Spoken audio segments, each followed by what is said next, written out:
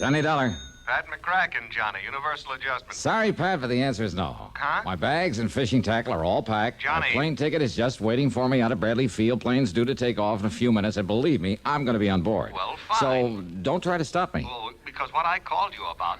Well, listen, Johnny. It's no use, Pat. I'll see you when I get back, and not until. That's what you think. Well, now, look, there's nothing so important that it can't wait a week or so. Wrong, Johnny. Now, listen. No, I'm sorry, but it's no use. But don't you see, Johnny? All I see is that it's time for me to get out there to the airport. I'll drive you out. Oh, no, you won't. Johnny, will you listen to me? So long, Pat. Johnny. And so help me if he tries chasing me out to the airport.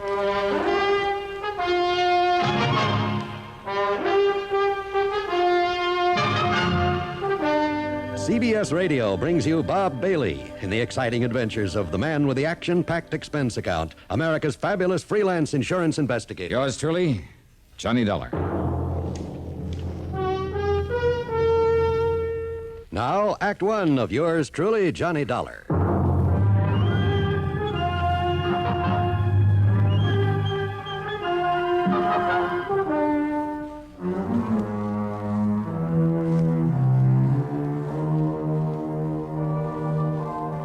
Expense account submitted by Special Investigator Johnny Dollar. Yeah, to the Universal Adjustment Bureau, Home Office, Hartford, Connecticut. Following is an account of expenses incurred during my investigation of the wholly unexpected matter. Well, it looked as though even my taxi out to Bradley Field was conspiring against me. It developed a flat tire along the way that almost made me miss the plane. Oh, and that cab and plane fare, item 1 on the expense account, $163 even. Though I didn't realize that at the time it was going to be paid for by Universal Adjustment Bureau. Anyhow, I got to the field in the nick of time, jumped aboard the ferry plane for New York. Sit right here by the door, please, Mr. Dollar, Okay. until we get airborne. Oh, and be sure to fasten your seatbelt, please. Yeah, sure, miss. There you are. I thought for a minute we'd have to take off without you. Oh, not a chance. I wouldn't have missed this plane if I'd had to fly after it under my own power. Johnny Dollar.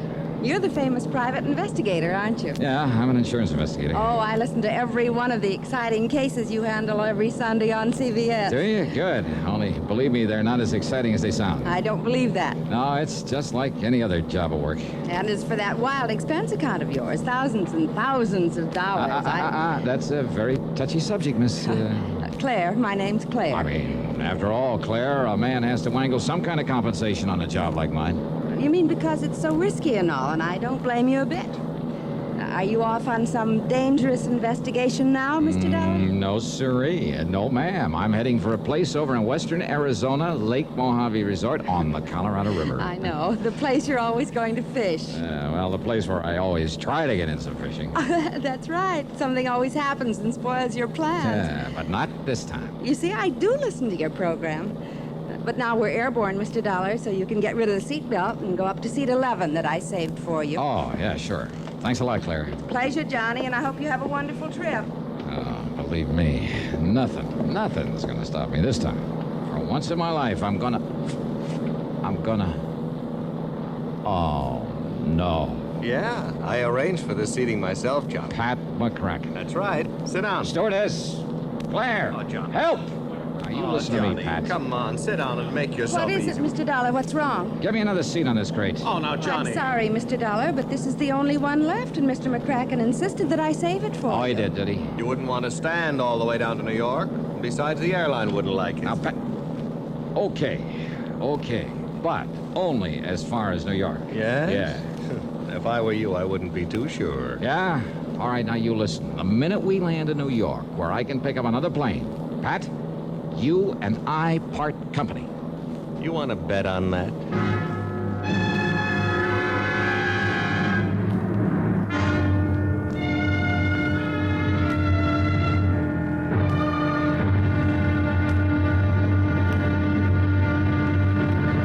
It's an interesting fact that many of our greatest inventions and discoveries have been hit upon accidentally by doctors, engineers, or inspired tinkerers while working toward some other objective. Thomas Edison had such an accident. While working on an advanced telegraph instrument, he noticed a faint musical sound coming from the revolving paper-covered cylinder he was using. He noticed that indentations in the paper caused the needle to vibrate, and the vibrations produced the sound. Setting aside the telegraph instrument momentarily, he experimented with the principle he had accidentally discovered. He fixed a needle to a diaphragm mounted on the short end of a horn and arranged this apparatus so that the needle would scrape on the revolving cylinder as it turned. Instead of paper on the cylinder, he used a covering of tinfoil and then spoke through the horn as the cylinder turned, and the vibrations of his voice caused the needle to make indentations of varying depths in the tinfoil surface. After a few models had been made and tested with minor success, Edison recited into the horn the nursery rhyme, "Mary had a little lamb." Then it was played back, and for the first time in history, a machine spoke with a man's voice. Thus the phonograph was born, an invention that grew out of an ingenious inventor's attempt to produce something else. The phonograph and all its various advancements and refinements up to today's tape recording have brought endless pleasure to millions throughout the world. More importantly, they have been used for the advancement of science and culture to an incredible degree. This is just one of many cases in which the illustrious Thomas A. Edison succeeded in his efforts by following the American inventor's traditional philosophy, there must be a way. Let's find it. Now, Act Two of yours truly, Johnny Dollar, and the wholly unexpected matter.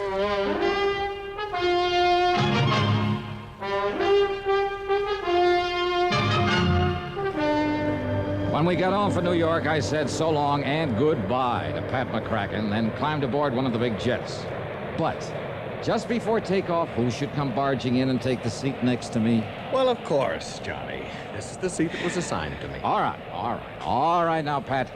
How did you know what flight I was taking out of Hartford, which one out of New York? Easy, Johnny, easy. I simply checked with the airline back there at Bradley Field. Ish. Now, instead of clamming up the way you did on the trip from Hartford to New York, let's talk about this. I'm sorry, Pat, but I'm on a vacation, and this is one time. Neither you nor anybody else is going to keep me from going out to... Yes? Well... Go ahead and say it, Johnny, to Lake Mojave Resort out along the Colorado. How did... I mean... Oh, what makes you think that? Well, where else in the world would you go to get away from it all for a few days? Well, lots of places. Not this time. How do you know? I'm just betting on it. That's why I dragged along all my fishing tackle. Huh? Sure. After hearing you rave about the place all these years, I decided it was high time I took a crack at it, too. Now, wait a minute, just a minute. Yes, Johnny. You mean that when you called me back at my apartment, it wasn't about some kind of an assignment? Farthest thing from my mind. Oh, yeah? Honor bright. What? Then why didn't you say so? So who had a chance? Well, do we go fishing together or don't we? All right, just one condition, Pat. Yeah? Not one single word of business until we get back to Hartford. Who said anything about business? Don't you think I need a vacation now and then as much as you do? Okay, then, okay. Now, that's settled. That's settled, yeah. Now, make with some talk about those nice big fish that we're gonna... Okay, Huh? What's the matter? Nothing. Been looking at that fellow sitting up there in the seat next to the emergency exit. Oh, what about him? Nothing really. It's just that he looks very familiar, and what's more, I'm sure he was also aboard the plane out of Hartford. Oh, so were several other people. Remember, the plane was full. Yes, and I tried to tell you about the way he kept looking back at you in a funny sort of now, way. quit it, Pat. Just well, quit it's a fact, John. Oh, look, did you see that? He gave us a quick glance and then buried his face in his magazine. So what? Well, almost as though he didn't want to be seen by us. Now, you look here, Are Pat. you sure that you don't recognize him? That face is mighty familiar. Well, it isn't to me, so forget it and relax and let's enjoy ourselves. Funny little scar on his cheek when he half turned just... Johnny, are you sure you didn't... Now, I said forget it. Okay, whatever you say.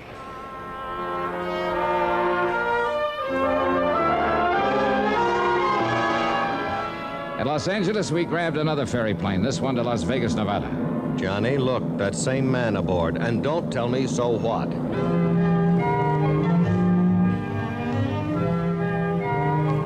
It was late when we arrived at the fabulous city of Chance out there in the middle of the Mojave Desert.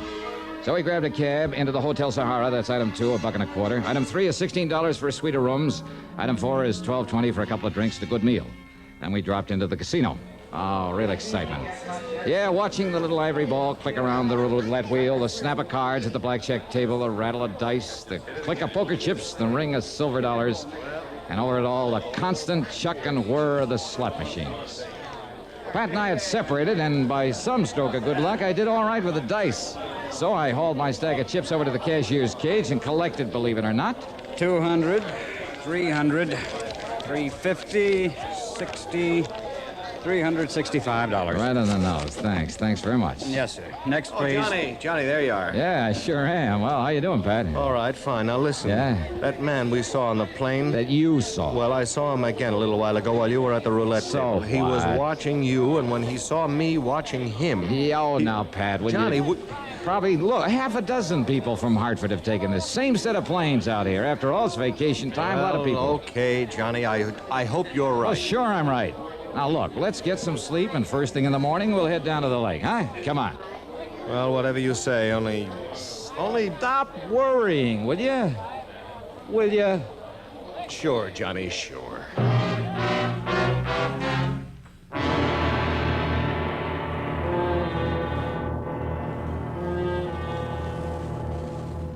Any American accused of a serious crime has the right to a jury trial. But you also have the right to have your case decided by a jury in most civil cases when you are suing in the federal courts for damages or for the recovery of your property. Do you know when you can exercise this right? The answer is in the Constitution. The Seventh Amendment says that you can have your case decided by a jury whenever the amount involved is greater than $20. This is one of the ways in which the Constitution seeks to provide every citizen with fair and impartial justice. It is one of the ways in which the Constitution ensures that this country of yours and mine shall be our country under God.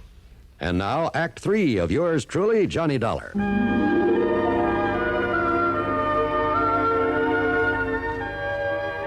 Well, it wasn't much after the crack of dawn that Pat McCracken and I rented a car. That's item 5 on the expense account, $50 deposit. And then we headed south. 5 miles short of Kingman, Arizona, we swung right on 68 down toward Davis Dam, down to Lake Mojave Resort.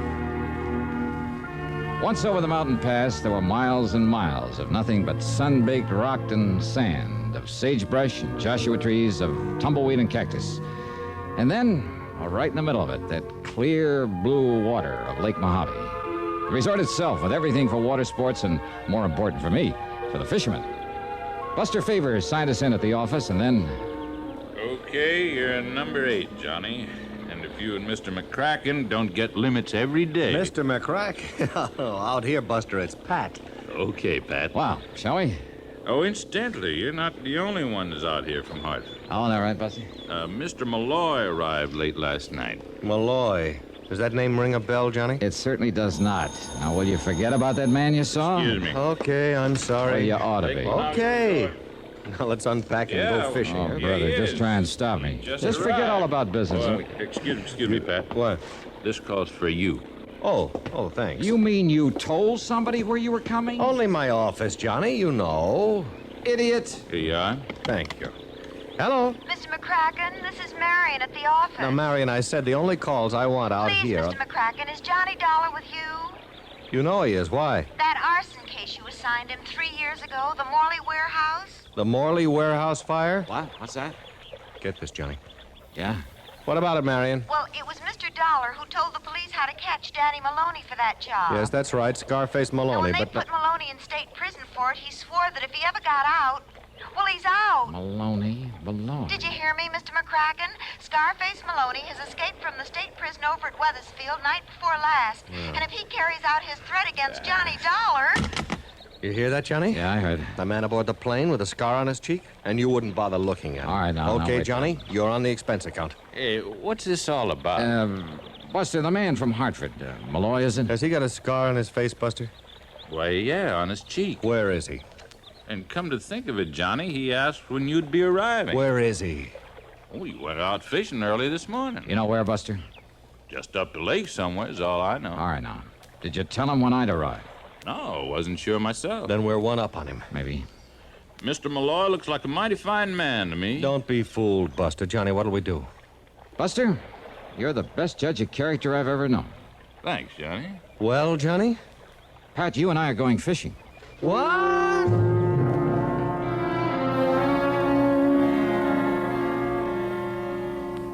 I know Lake Mojave well. Scarface Maloney, he couldn't possibly know much about it. So Pat and I put on fishing clothes, took along our tackle, I took along a gun, and we headed up the lake in a fast outboard. We prowled into every wash and cove at the lower end of the lake, slowly and methodically. We saw lots of fishermen, but not the man we were looking for. Finally, well, I guess the spell of Lake Mojave was just too much for me, so I hove to at the end of a long, narrow cove with high walls of rock on every side.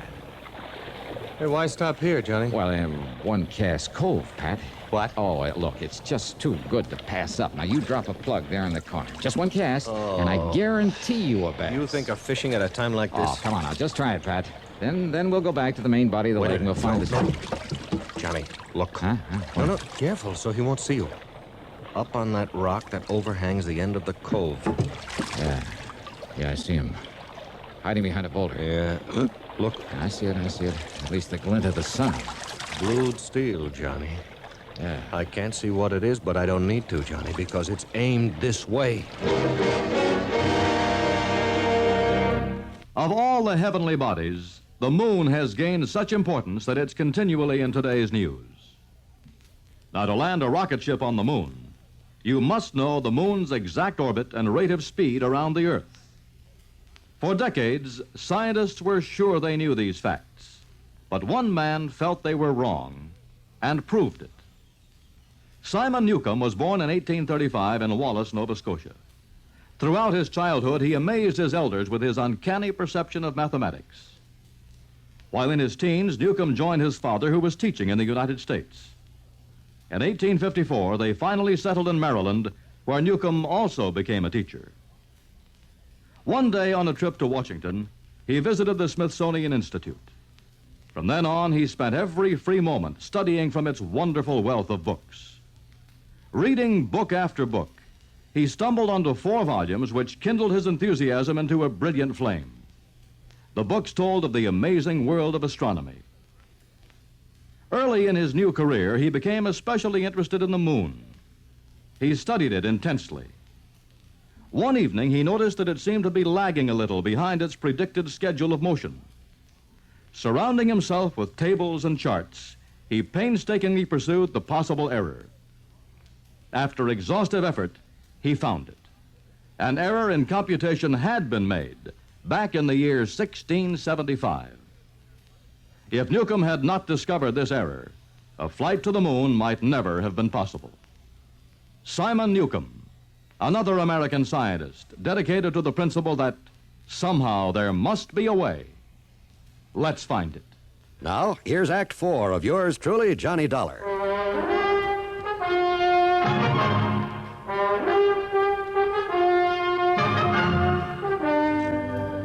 The end of a long cove surrounded by high walls of rock, and on top, a man with blued steel in his hand, aimed straight down at us. Johnny, with the sun in our faces, he's got the advantage of us.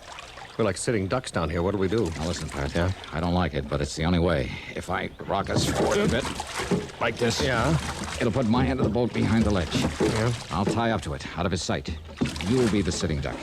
So what? It's you he's after. You'll be in plain sight of him, so go ahead and fish. If you get something, and I'm sure you will, make like you're talking to me, like I'm still here, huh? And you? Through that crevice. Do you see it there?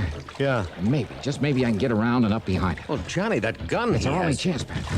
Now look, I can tie us up now, with only you inside of me. Okay, Johnny. All right, start fishing. And believe me, brother, good luck. Right. One cast cove, huh? Well, Johnny, we'll just see about that. Right there in the corner, huh? You mean like this? Carefully, Holy smoke, slowly, you were right. He's a lot I of edged my way balls. up the long crevice in the rocks So toward the help man me, who'd been maybe spying on us from above. 5 pounds. I was afraid that every step would loosen a slide of rocks and warn him. Come on, Johnny. But all of his attention was on the boat in the cove below where Pat, bless his heart, was dragging out his fight with the fish. The man's back was to me, and then...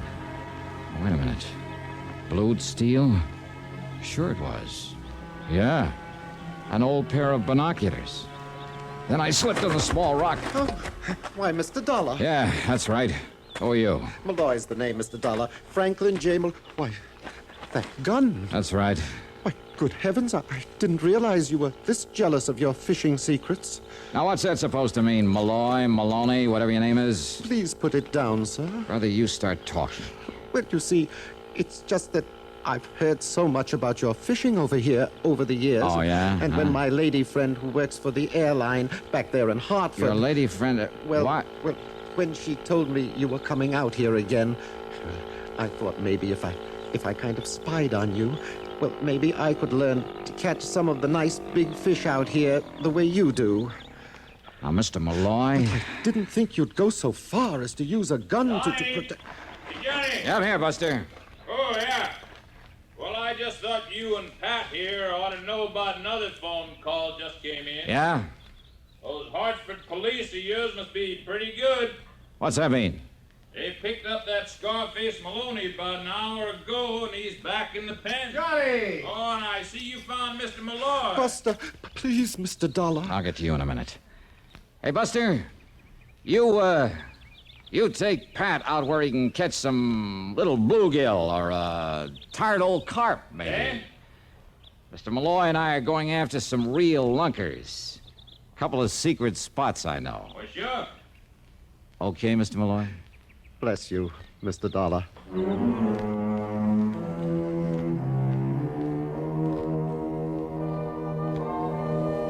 Well, you sure can't win them all, especially when there isn't anything to win.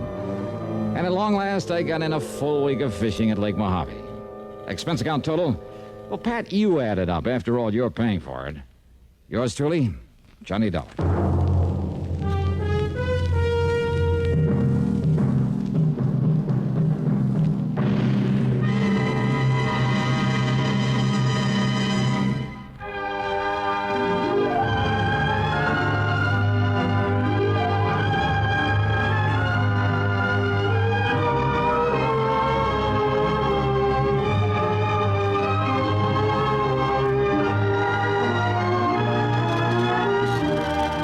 Yours truly, Johnny Dollar, starring Bob Bailey. Originates in Hollywood and is written, produced, and directed by Jack Johnstone. Heard in our cast were Virginia Gregg, Shirley Mitchell, Larry Dobkin, Sam Edwards, Barney Phillips, and Edgar Berrien. Be sure to join us next week, same time and station, for another exciting story of yours truly, Johnny Dollar. This is John Wald speaking.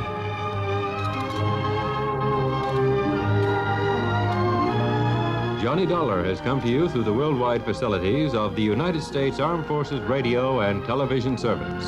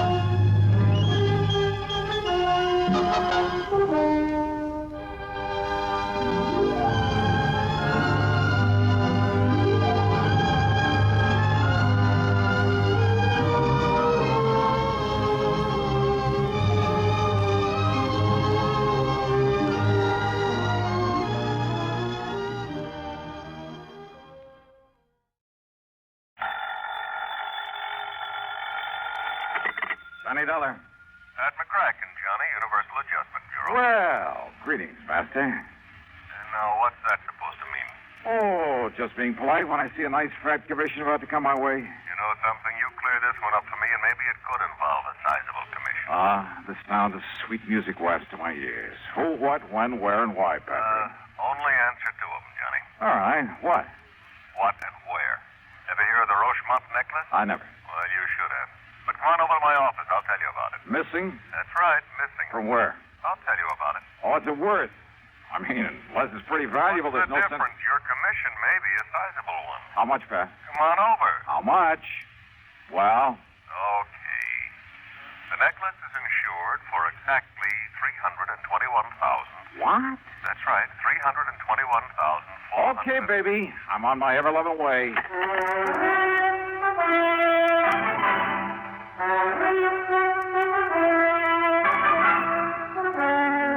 CBS Radio brings you Bob Bailey in the exciting adventures of the man with the action-packed expense account, America's fabulous freelance insurance investigator. Yours truly, Johnny Dollar.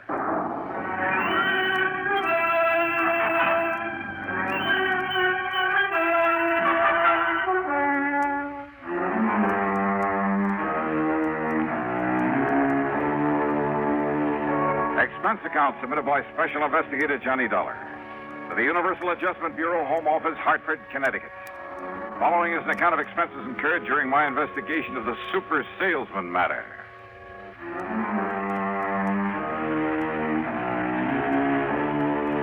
As always, the promise of a big commission did sound like sweet music to me. So, expense account item 1 is $1.25 for a cab to the office of Universal Adjustment in the Spear Building down on the square where Pat was waiting for me. Oh, come in. Sit down and listen, Johnny. Sure, Pat. Right ahead. Well, the Rochemont necklace, part of some old crown jewels or something, came over from Paris a few years ago.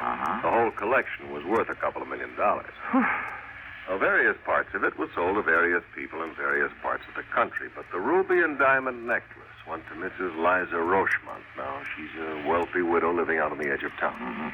Except when she was away in Florida, California, Europe, wherever, when she'd put it in a vault at the bank, she kept it in a wall safe at her home, a safe to which she alone has the combination, and nobody's ever broken into it. You're sure of that? I'm sure. There's an automatic device that would show it. Well, did she ever wear that priceless hunk of jewelry? Oh, quite often. Which is why she often had it cleaned and the stones checked in the setting. Go on. So, a couple of days ago, she handed it over to that jeweler in the new building just across the square there. You see the shop? Parker? Mm-hmm. Clayton Parker. Oh, seems to me she'd pick one of the big ones, one of the old-time firms, or send it down to New York to Tiffany's or Cartier or someone like that. After all, Well, the thing that's is... exactly what her insurance man, Tim Pringle, you know him, Surety Mutual? Oh, yeah, well, Tim told her this morning when he found out what's happened. What's happened? Clayton Parker called her up in the middle of the night and then barged in on her looking like he'd seen a ghost or two. He laid the necklace in her lap and promptly fainted away. Parker? Parker. And? And when he came to, with the help of a little brandy, he shakily told her that her necklace, instead of the genuine article worth over 300 G's, was paste, was a fake. You are kidding. No. She took it over to Wilson Brothers, her regular jewelers. They told her Parker was right, so she fainted. Well, now, look. Well, when she came to, she notified Tim Pringle. He notified me. I called you. That is, after I took time out for a little thinking about it. Yeah? A Universal Adjustment Bureau serves a lot of companies. I know. All over the country. I know. We get reports on every client company's problem. So? Well, something rang a bell. I went through the files. Johnny, this very same kind of thing happened back in '56 out in Chicago, down in Philadelphia, that was in '59. And in each case, the jeweler who discovered the switch answered the description of Mr. Clayton W. Parker. Has anybody been through Parker's shop? Well, now, Johnny, we've got a little problem there. Problem? Like what? Well, if Tim Pringle openly sicks the police or even a private investigator onto Parker. Yeah, I see what you mean.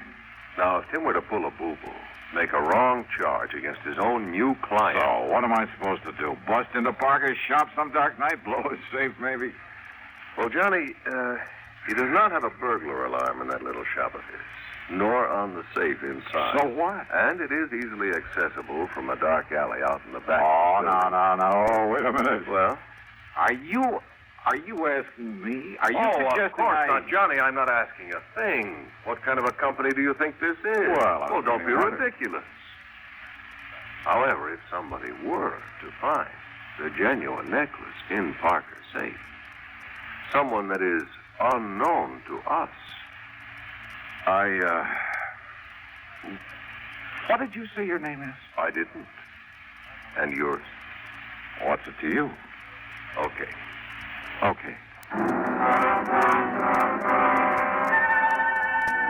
Item 2, $100 to a man named Fingers J. But let's leave his last name out of this. I may have use for his delicate touch again sometime. Well, getting into the back of Parker's store that night was a cinch. And once inside, we could see why he didn't bother with much protection. His stock was small, and most of it was novelty stuff.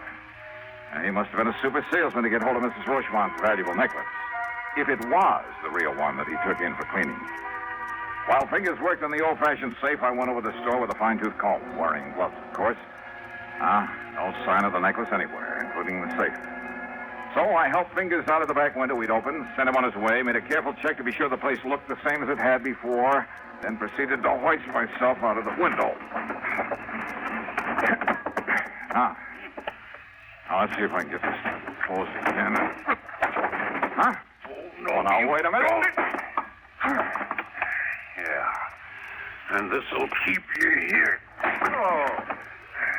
Help! Please! Help!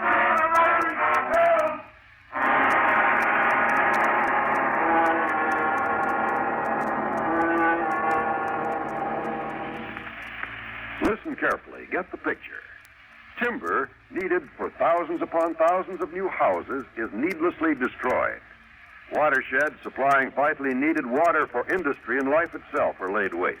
Wildlife is cruelly killed, their habitats ruined for many years to come.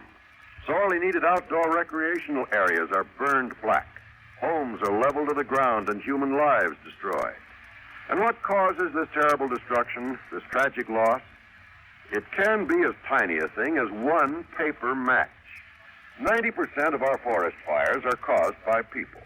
People who are careless for just one fatal instance with their cigarettes, matches, campfires. Every American, every one of us, man, woman, or child, is a potential firebuck. It takes only a moment's carelessness or thoughtlessness to set fire loose in the forest. Let's all observe the simple common sense rules of forest fire protection. Remember, only you can prevent forest fires. And now, Act 2 of yours truly, Johnny Dollar.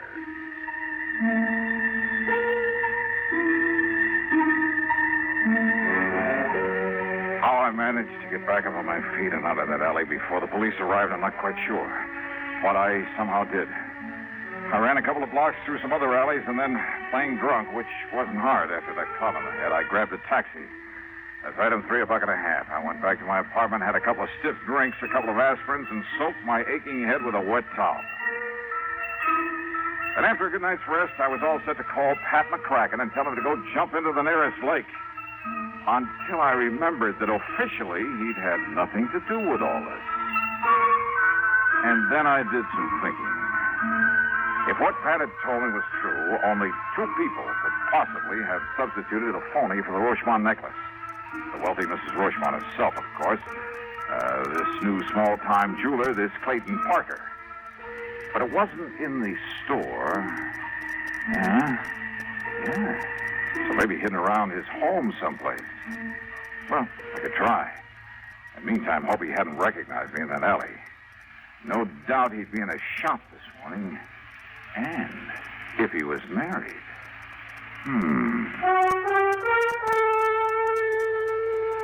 Expense account item 4, $5 for a handful of business cards at the shop of a small printer. Item 5, $79.95 for a vacuum cleaner, one of the tank-type jobs with all the accessories.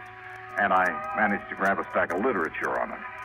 Item 6, $2 1/4 at a pawn shop for a beat-up fiber suitcase. The business cards went into my pocket. The vacuum cleaner went into the back seat of my car, which luckily was badly in need of a wash job, but kind of poorly. The accessories and literature went into the suitcase, then into the back also.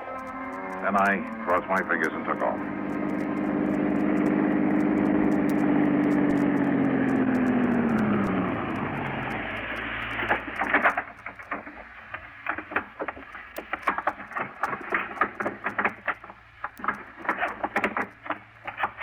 All righty, here we are now.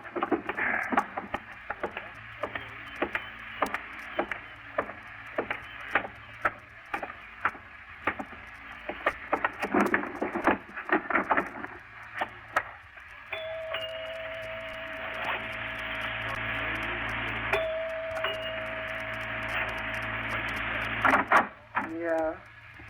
Well. Mrs. Parker? Yeah, that's right. Only who... Now, wait a minute. Yes? Didn't you see that sign over the doorbell? No salesman, it's solicitor. Oh, well, of course. Well, When I came in answer to the coupon you mailed asking for more information in the free demonstration. coupon? Oh, yeah. My name is, well, here's my card. Now, look. No obligation to buy, you know, none whatsoever. Yeah, ma'am. Look, is this some kind of... James Dakin, sales engineer, and a national vacuum cleaner service. Yes, ma'am. What the sales engineer? You really want to know? Uh-huh. Well, it's just a glorified name for an ordinary salesman. Well, you're a pretty glorified kind of guy to have to be going around pounding doorbells, Jimmy. Well, gotta make a living. Yes, you do all right, too. A beautiful, lonesome, long-suffering housewife. See a good-looking guy like you at the door and pop off to work somewhere. You probably do all right. Oh, now, wait a minute. You should see some of those lovely, lonely housewives you're talking about. No makeup, hair still up in curlers, a pair of dirty bedroom slippers chewed up by the family pet. What? Yeah, and all decked out in a sloppy house coat with an old apron full of soap suds from the breakfast dishes. Oh, what a picture. Yeah, and maybe even kind of hung over from the night before. You mean that's what you usually run into? Oh, run away from. Are you cute, Jimmy? And that's why it's such a relief to be met by somebody like you. I mean, well, that is. Well? Hmm? I'm sorry. I mean, I brought the cleaner around to give you the demonstration you asked for when you sent in the coupon. Are you kidding, Jimmy? I didn't send in any coupon. Oh, but you must have. Whoa. Would you like me to go get my list out of the car? Oh, because if you hadn't sent in the coupon, and I wouldn't... hate to do you out of commission. And I sure don't need to buy another vacuum. I'm sorry. Good luck. But I wasn't going to send you one. What? Oh, no. They're sold only in the stores. I simply get paid for the free home demonstration. Oh? So just let me come in and show you how it works, huh? Then you can fill out the card saying you have had a demonstration and... Listen, Mrs. Parker. Yeah, my name's Gloria. Well, look, things have been kind of tough. And if I don't fill my quota this week, well, look, I'll do the whole house for you, and no obligation whatsoever. Well, Mrs. Parker? Oh, look, Jimmy, if my husband should ever know that he doesn't like people in here while he's out, well, come on in. And after all, if you have to work so hard, maybe you could use a little drink. Come on. Just to make the demonstration. Sure. Come on in.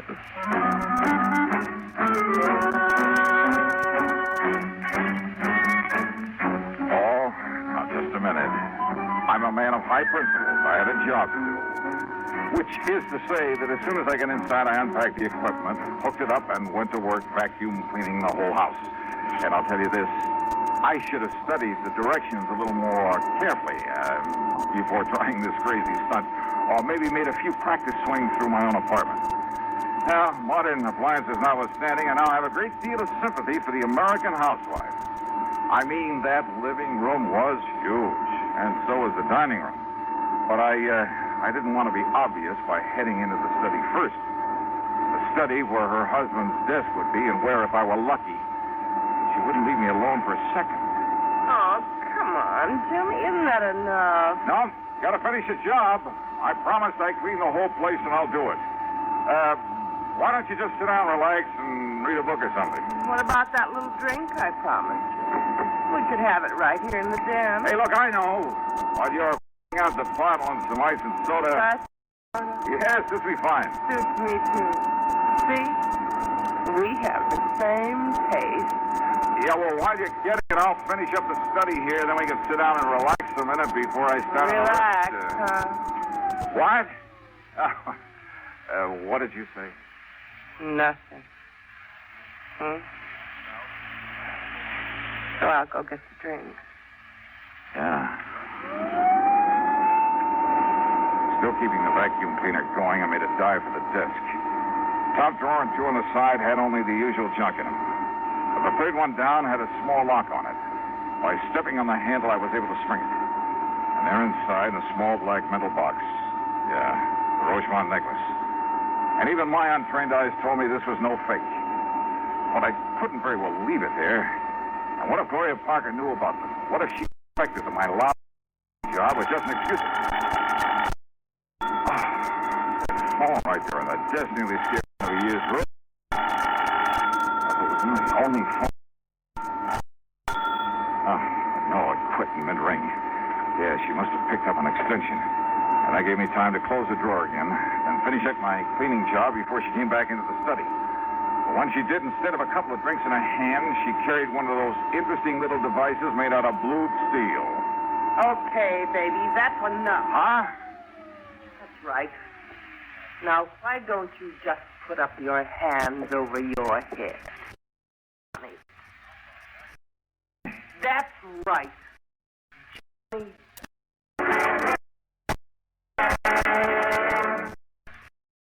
You're one of those people who newsmen are on the move all the time, always in the direction of developments of the day. Schedule practical understanding of the value listeners put upon their services. They know you rely on them for accuracy at all times. And they have a first-hand appreciation of the importance of clarity and brevity as well. That all of these standards are kept in mind by our highly skilled, highly experienced men.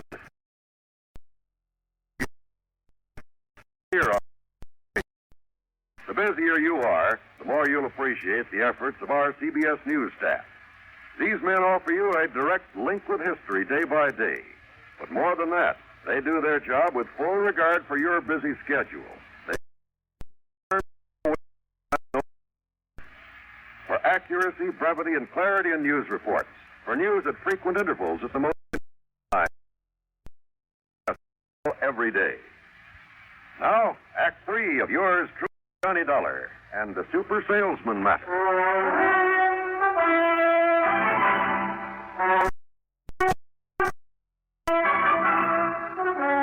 Pretty smart, huh?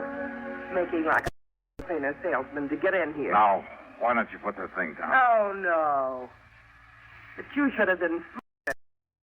Oh, no, Johnny, that was Clayton, my husband. Thought you might come here. You... Johnny, Mrs. Parker. That's right. Johnny Dollar, the famous dick. You stupid. You think Clay didn't recognize me from the store last night? Oh? Then why didn't the police pick me up this morning? Police find out you were checking on him, they might think he had something to do with that phony necklace that... That what, Mrs. Parker? You know, that rich Mrs. Rochemont asked to know his phone. Gonna prove otherwise? Maybe. Oh, no. Got some crazy ideas. Well, I don't think anybody's gonna hear them. Because when Clay gets... Ideas? What? What if I have some proof? Any...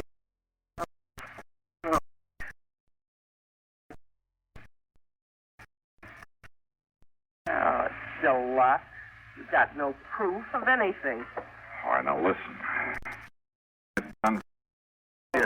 So, you think I use my record? Gloria... Shut up!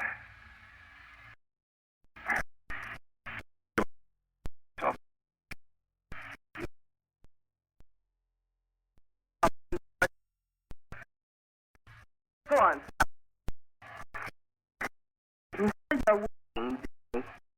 You better pray.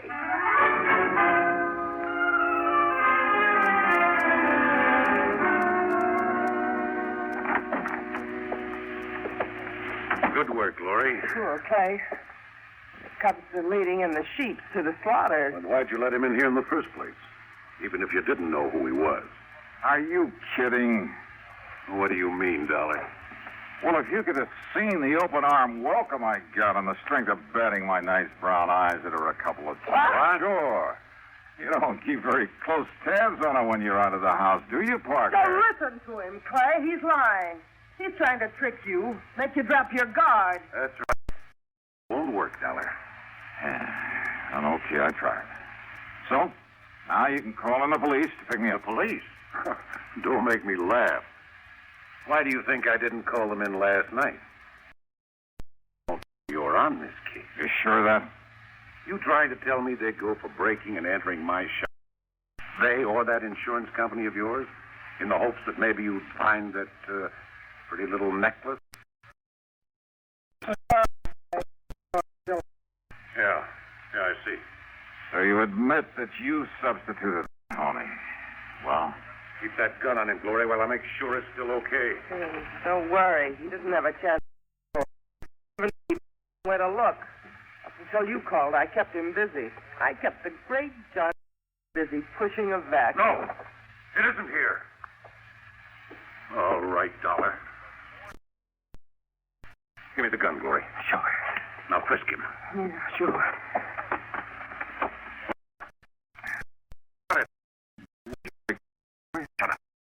perfectly willing. Shut up! Not on him. Is anybody else in this house? No, Clay. And I only left him alone in this room for... Here, then. And shoot him down if he makes one move. Worry. He turned the room upside down, looked in and around, even outside the windows. He made me strip to my shorts and went through every inch of my clothes.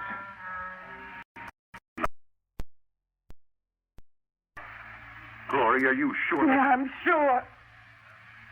Well, then, if I'll leave you two to figure out what might have happened. Dollar, you don't leave this room alive.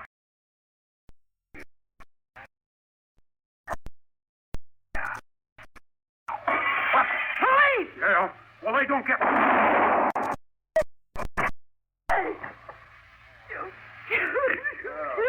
It was a nice... You okay? Oh, sure, Pat. Oh, and thank you, Lieutenant. Only Pat. Why? Well, when you didn't report to me that you'd found that thing in his well, when we were last night. Please go on. Yes. Well, when I saw Parker from my office window, I saw him tear out of a shop a few minutes ago and burn rubber heading out in this direction. Obvious. So Thanks. Yeah, thanks, Pat. And would you like to see the necklace? Somewhere inside this vacuum cleaner I didn't sell.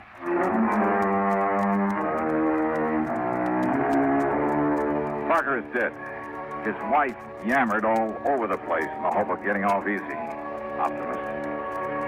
So that's that. Expense account total $189.95. Oh, and by all means, don't forget my commission over $320 grand. Yours truly, Sonny Dollar.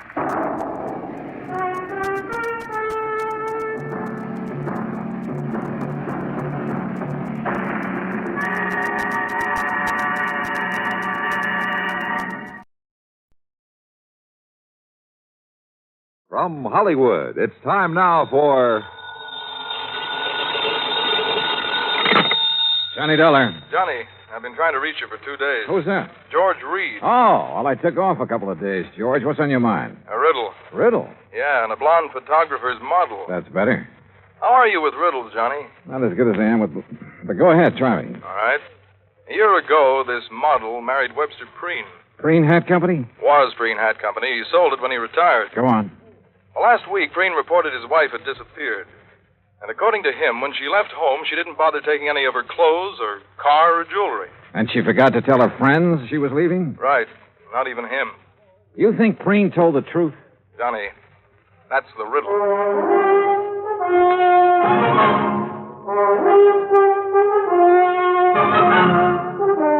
Bob Bailey in the exciting adventures of the man with the action-packed expense account, America's fabulous freelance insurance investigator. Yours truly, Johnny Dollar.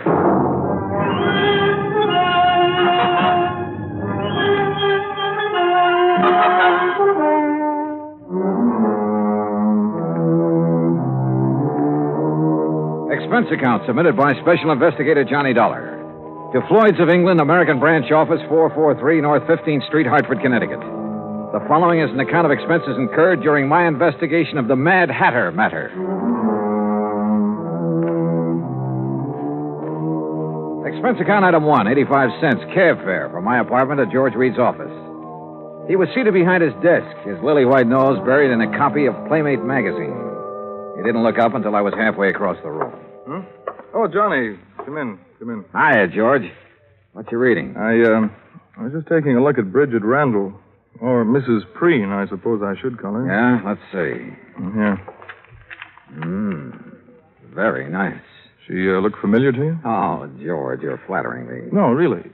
She should. Oh, why? Well, up until she married Preen, she was a very popular model. Figures. Is that a pun? Anyhow, her picture was in everything from the Police Gazette to the Ladies' Home Journal. And after she married him? She retired. Hey, this is a new magazine, George, this month's issue. Well, the picture must have been taken before she was married. Well, what do you know about Preen? Not too much. He's over twice her age and from all reports has a lot of money. I'd bet on it. Their marriage caused quite a stir. You know, real winter and spring stuff. The newspapers played it up big. Where were they married? New York. She'd done some ad work for Preen's hat company. He liked her look. And she liked his bankroll. Cynical, aren't you? Yeah. Anyway, since then, they've been living at his place near Los Angeles. Here's the address. All right, thanks. I called Mr. Preen long distance day before yesterday. He knows you're coming out. What about the police, George? You know who's handling their end of it? According to Preen, it's a man named Steiner, detective lieutenant. I got the feeling Preen doesn't much care for Steiner. George, how much life insurance does he carry on his wife? None. None? Nope. Or if he does, it's not with us. Then would you mind explaining why you sent for me? Not at all. We're not interested in her life. Obviously. That's a pretty callous attitude. Let me finish. We're not interested in her life, but we are in her face. In her what? The fine print reads from a point 2 inches below her chin to the hairline. Come on, break it down, George. Of course. Last year, a couple of months before she married Preen, she took out a special coverage policy in case something happened to her face that would finish her modeling career. You know, like a permanent scar, bad burn, anything like that. Uh-huh. She received quite a bit of publicity at the time, and it didn't exactly hurt us either. When does this policy lapse? Well, that's why we're so concerned, Johnny. When she married Preen, she announced that she had given up modeling for good. So we quite naturally thought she wouldn't renew the policy. But she did. Yes. And just 10 days before she disappeared. How much did you people bet that she wouldn't ruin her face? The amount she earned year before last. $25,000.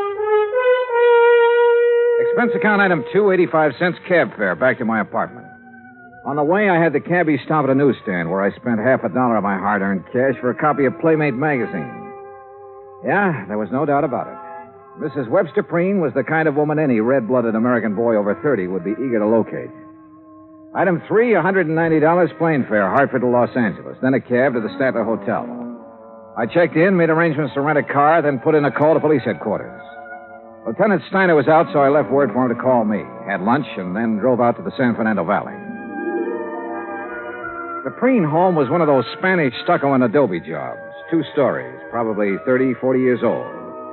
It sat in the middle of some 2 acres of orange trees with a plaster wall around all the property, separating it from the subdivision on one side and a main thoroughfare on the other. I walked up to the front door and rang the bell. In a moment, it was opened by a beautiful blonde. If she hadn't been wearing a nurse's uniform, I might have mistaken her for Bridget Preen. Yes? Afternoon. Is Mr. Preen in? Do you have an appointment, Mr. Dollar. Johnny Dollar. No, I don't have an appointment, but I'm sure he'll see me. Really? Yes, really. I'm investigating his wife's disappearance. You're from the police? No, insurance investigator. I see. I'm sorry, Mr. Dollar, but Mr. Preen can't possibly see you. You're sure of that, Miss... Richard, and I am sure. Mr. Preen has suffered a severe shock. The doctor left strict orders that he's not to be disturbed unnecessarily. And you feel qualified to say what is necessary and what isn't? I've been with him for nearly 5 years. Well, answer me this, Miss Richards. Do you think Mr. Preen's health would improve if somebody happened to find his wife? What? I mean, they haven't found her, have they? You haven't answered my question. You want my honest opinion, Mr. Dollar? Helen, who is it? Who's out there with you? Excuse me. No one important. It's Johnny Dollar, Mr. Preen. Now, just a minute. Mr. Dollar, come in. Come in. Have him come to the orchid room, Helen. Yes, sir. Well, I hope you enjoy steam baths, Mr. Dollar. Steam bath? What do you mean? Follow me. You'll find out. A pretty girl, in spite of her abrupt manner. And there was a lot going on behind those clear blue eyes. She led me into the house through a couple of large rooms, then up a winding staircase and down the hall to a door at the end of it. Miss Preen's waiting for you in there, Johnny. Thanks. Ouch! Hey, that doorknob's hot as... Oh, very funny. I warned you. Here, like this. Come here, Mr. Dollar. Hurry. I'll see you later, Johnny. Close the door. Close it. I don't want it to cool off in here. Well, you look surprised. Well, I didn't expect to meet you in a hothouse, Mr. Preen. I'm sorry if you're uncomfortable, but orchids must have plenty of heat and moisture. Now, me, I love it. I didn't used to, but since I am at the age where a man is nothing but stick and dried parchment, you can take off your jacket if you like, Mr. Dollar. Thanks. Do you know anything about orchids? Well, only that they're expensive. Aren't all beautiful things? Sit down, sir. Any place that's clean. We can talk while I do this. You know what I'm doing. I haven't the least idea. What the bees would normally do, that is, if these plants were in their native environment. Pollination? Yes, sir. Would you mind handing me those tweezers? Yes. Thank you. Hey, how many plants do you have here? More than 200, Mr. Dollar. 36 different varieties. Oh, beautiful. Oh, yes. Lovely, delicate creatures. Mr. Dollar, do you think you'd be able to find her? Well, I'm going to try. I'd appreciate it. I have so very few things left these days. Did you notice the orange trees when you drove in? Well, yes. When I bought this house, the land on both sides was nothing but orange groves. Beautiful orange trees. Green, growing things as far as the eye could see. And now it's a housing project. Yes, well, Mr. Preen, I understand you aren't entirely satisfied with the efforts the police are making to find your wife. And you understand correctly. They have done nothing but ask me the same asinine questions over and over again. Have you talked to them? No, sir. I felt that I should see you first, get all the information you have. I will cooperate with you all the way, Mr. Dollar. All right. When exactly did she disappear? Just 10 days ago. She'd come down from our place up at Lake Arrowhead, where she'd spent Saturday and Sunday. Uh-huh. We had planned on going up together that weekend, but I developed a cold. Oh? The evening she returned, I retired earlier than usual, and then when I awoke about 11:30 that night, she wasn't in her room. I called to her, searched the grounds, then waited up. But she never came home. I see. Was anyone else in the building that evening? No. We were alone. Rather, I was. Any sign of a injury to her face, blood, anything like that? Nothing. Uh-huh. Do you remember if she made any remark earlier? Anything that had given you some indication as to whether she planned to go out? She had no plans. She was tired from the drive home, had already put cream on her face and her hair up in curlers. But... Yes?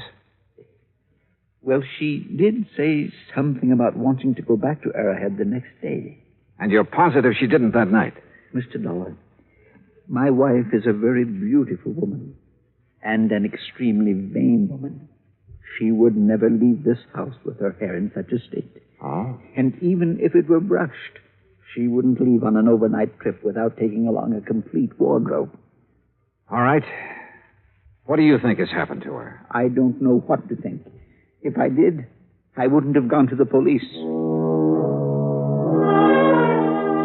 A few minutes later, I left the lonely old man with his orchids and started toward the stairs. I was about halfway down when I suddenly felt as though I'd forgotten something. Only I was sure I hadn't. Still, something was wrong about this setup. I was trying to figure out what it was when Miss Richards called me. Johnny, Yeah. I'm in here.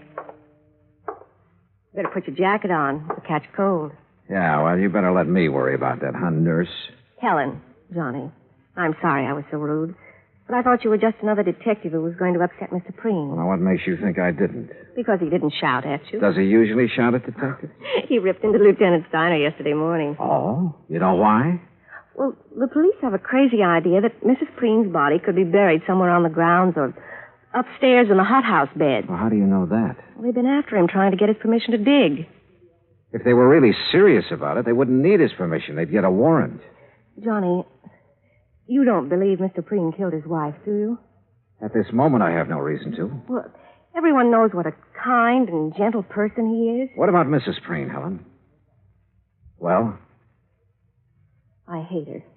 Why? You, care for him? I don't like that. All right, sorry. He's a fine man, a gentleman.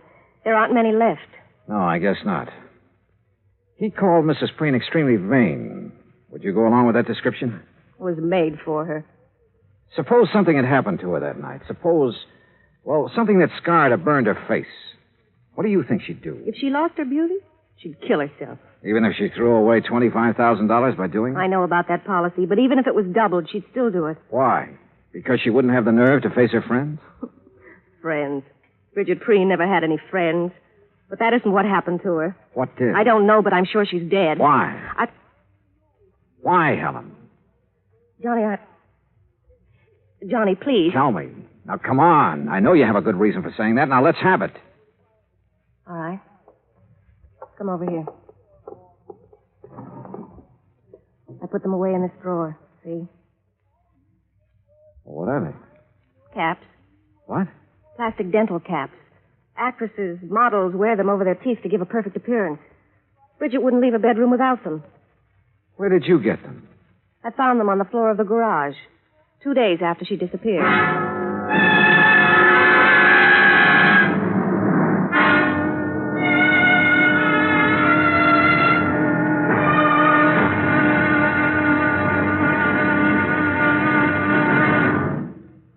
Act two of yours truly, Johnny Dollar, in just a moment.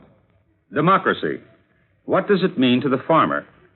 How can democracy benefit the farmer better than any other form of government? These are easy questions to answer because the facts are there. Only in a democracy can the farmer get the most aid from his government, own his own land, produce, and equipment, and still earn a standard of living that is comparable to workers in the manufacturing industries.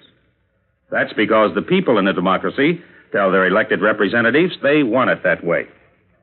Government subsidy, free enterprise, open markets, and the will to work and better himself enables the farmer in a democracy, such as the United States of America, to produce one of the world's finest diets. Scientific agricultural advancement and democratic government are the reasons why this can happen. This is a part of democracy. But whether it functions in agriculture or some other form of endeavor, democracy gives mankind its finest legacy of freedom. Now, Act two of yours truly, Johnny Dollar, and the Mad Hatter Matter.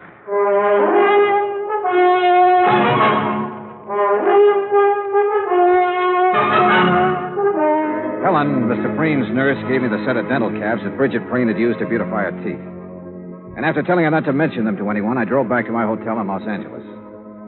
Along the way, I racked my brain about whatever it was, something that had bothered me at Preen's home. Then, as I passed the newsstand in the hotel lobby, it hit me hard. I had been in almost every downstairs room of Preen's house, and not once had I seen a single picture of the beautiful and vain Bridget. In my room, I was about to call Preen and ask him why when somebody began pounding on my door.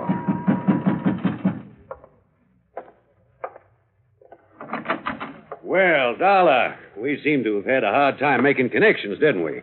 I'm Steiner. Oh, how are you, Lieutenant? Fine, just fine. And I think I've got our little case all sewed up. That's so? Yep. Yeah, you mind if I rest? No, go right ahead. Thank you.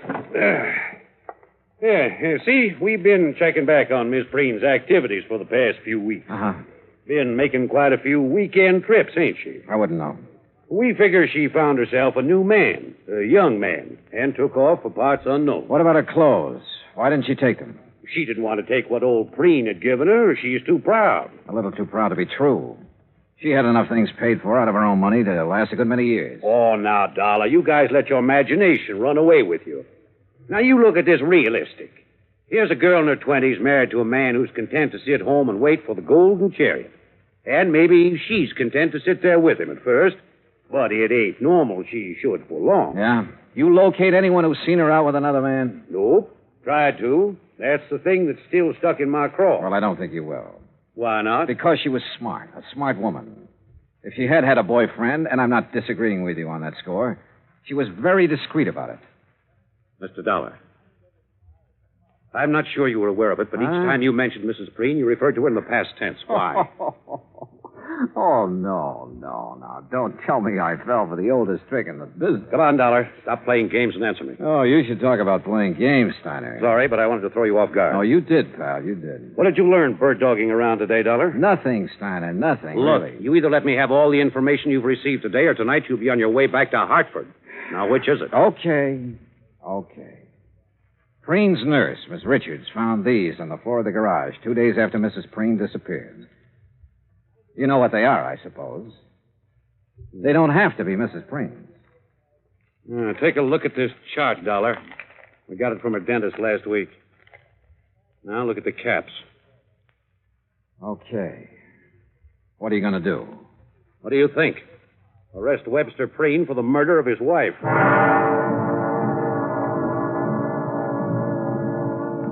I told Steiner he could never get an indictment.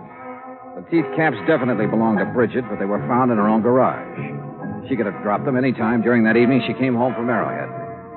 And I reminded him of Preen's position in the community, his money, how well he was liked, everything.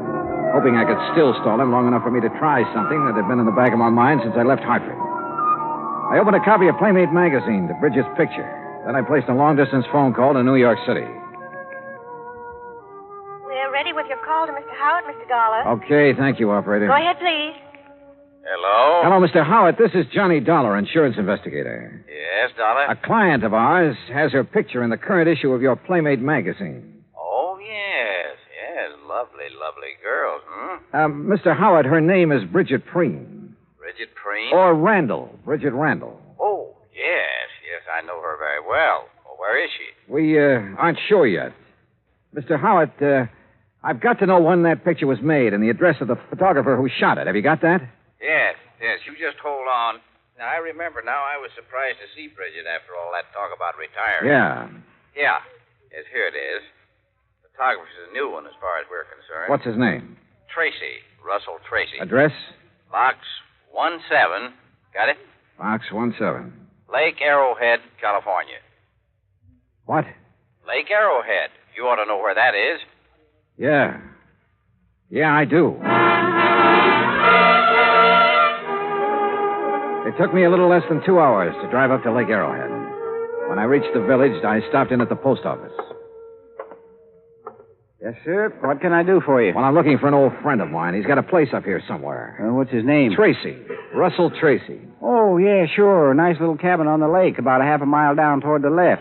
You just follow the road. Okay, thanks. The cabin just before you get to Russell's has a big mailbox out in front with the name Preen on it. Got it? Preen? Yeah, I sure have.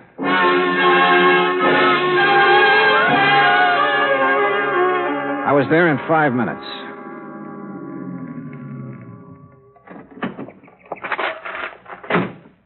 It was small, 2 rooms at the most. A dog came from the direction of Preen's cabin to bark at me, then went back into the woods again.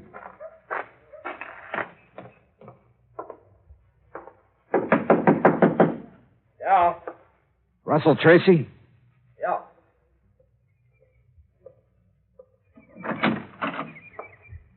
Who are you? Name's Dollar, insurance investigator. May I come in?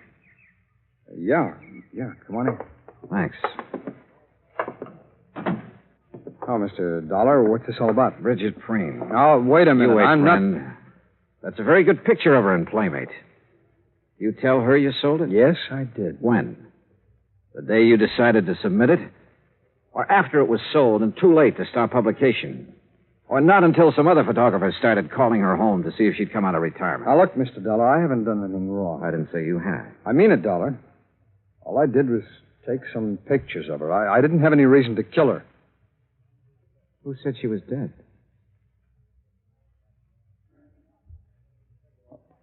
All right, Dollar, sit down. I'll give you the whole story, at least all I know of it. Yeah, go ahead. Bridget liked modeling. She liked it better than anything else, I guess. And when she found out I was a photographer, well, she was over here most of the time. What about the day she disappeared? I'm getting to it. I'd needed some money a few weeks before that. I needed it bad. I had a run-in with the law in Texas a couple of years back. I haven't been able to hold on to a good job since. Go on. Well, I had this one shot of her, and I knew it was right, so I sent it in without her knowing about it. When did she find out? Well, like you said, photographers called her house. Her husband answered one of them. You ever meet her husband? Yeah, a couple of times when he was up here. He knew you were a photographer? He's been trying hard to get back at me for taking that shot of his wife. How do you mean? There's a dry well out in the back, about 20 yards from the fence line. After he killed Bridget. He killed her? Yeah. Yeah, because the next morning I was out with my dog and we found her face down in the well. I guess he figured the sheriff would find her before I did, and figure I did it. How do I know you didn't? If I had, I wouldn't have dropped her in my own well, would I? Besides, why? All right, she's still there. No, I took her out that same morning, and it's a good thing I did, too. The sheriff and some detectives from L.A. were up here and nosing around the next day. Why would Preen want to kill her, Tracy? All right, now, don't ask why, but Bridget was in love with me.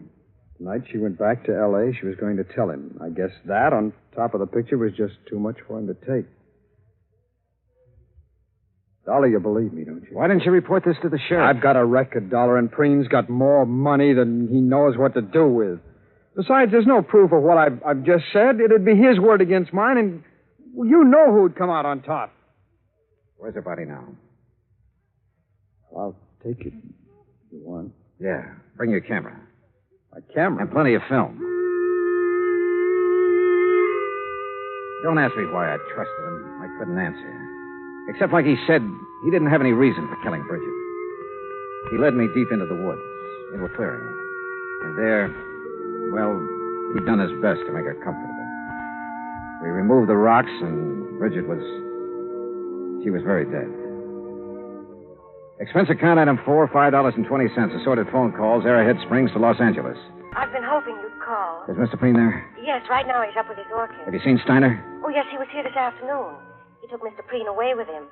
But in about an hour, Mr. Preen came Now, look, home. Helen, you stay there, but keep out of his way. Do you understand? Oh, Johnny, really, you're talking like he's a criminal. Helen, do just as I say. I'll be there as soon as I can.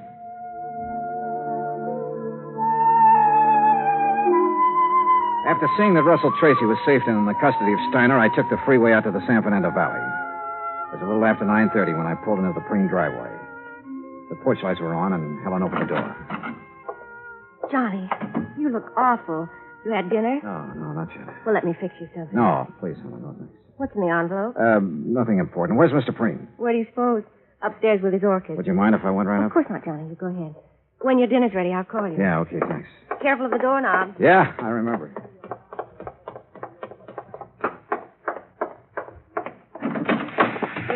Well, Mr. Dollar, I didn't expect to see you back so soon. Hello, Mr. Preen. Didn't dress for us again, I see. You'd better take off your jacket, Mr. Dollar. Afraid I'm not going to stay long enough to bother. Oh, well, now that's too bad. Beauty such as this isn't often seen, Mr. Dollar. I disagree with you, sir. What? I think I have something here that's every bit as beautiful as any flower in this hothouse.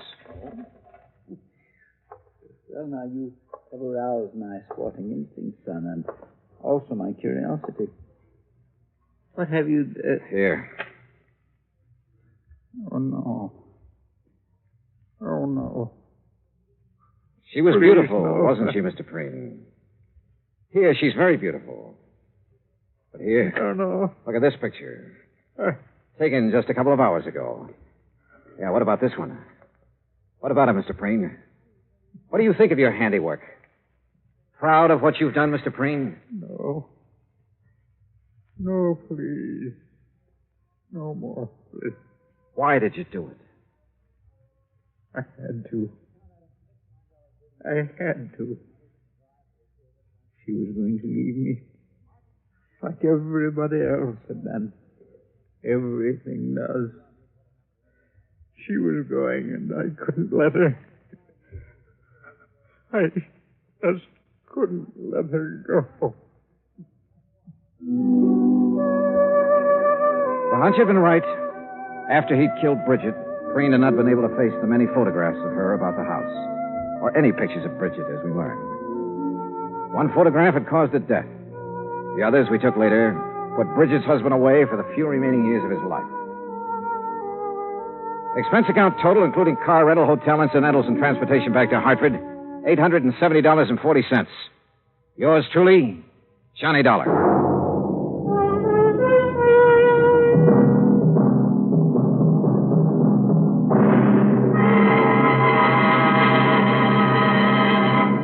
Now, here is our star to tell you about next week's story. Next week, a fishing trip that could be very pleasant, except that one of the fishermen is dead.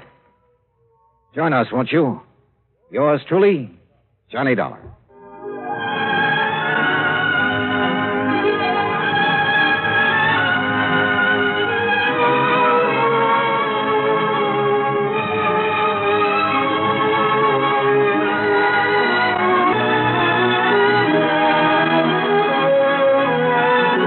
Johnny Dollar has come to you through the worldwide facilities of the United States Armed Forces Radio and Television Service.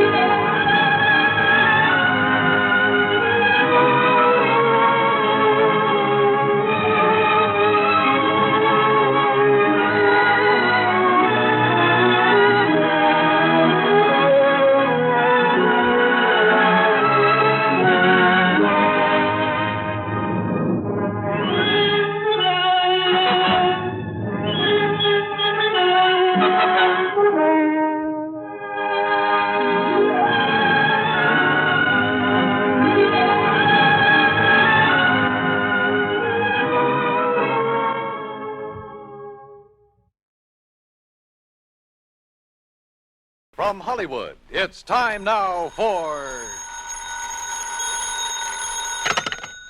Johnny Dollar. Earl Foreman, Johnny. In Sarasota? That's right. Florida?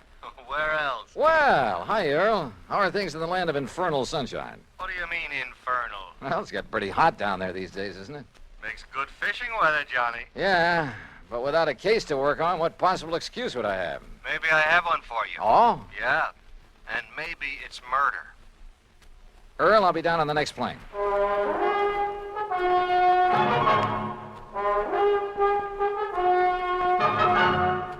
Bob Bailey in the exciting adventures of the man with the action-packed expense account, America's fabulous freelance insurance investigator. Yours truly, Johnny Dollar.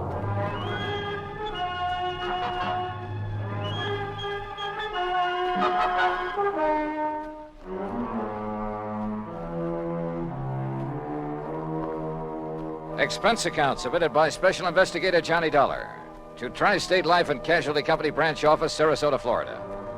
Following is an account of expenses incurred during my investigation of the Parley Barron matter.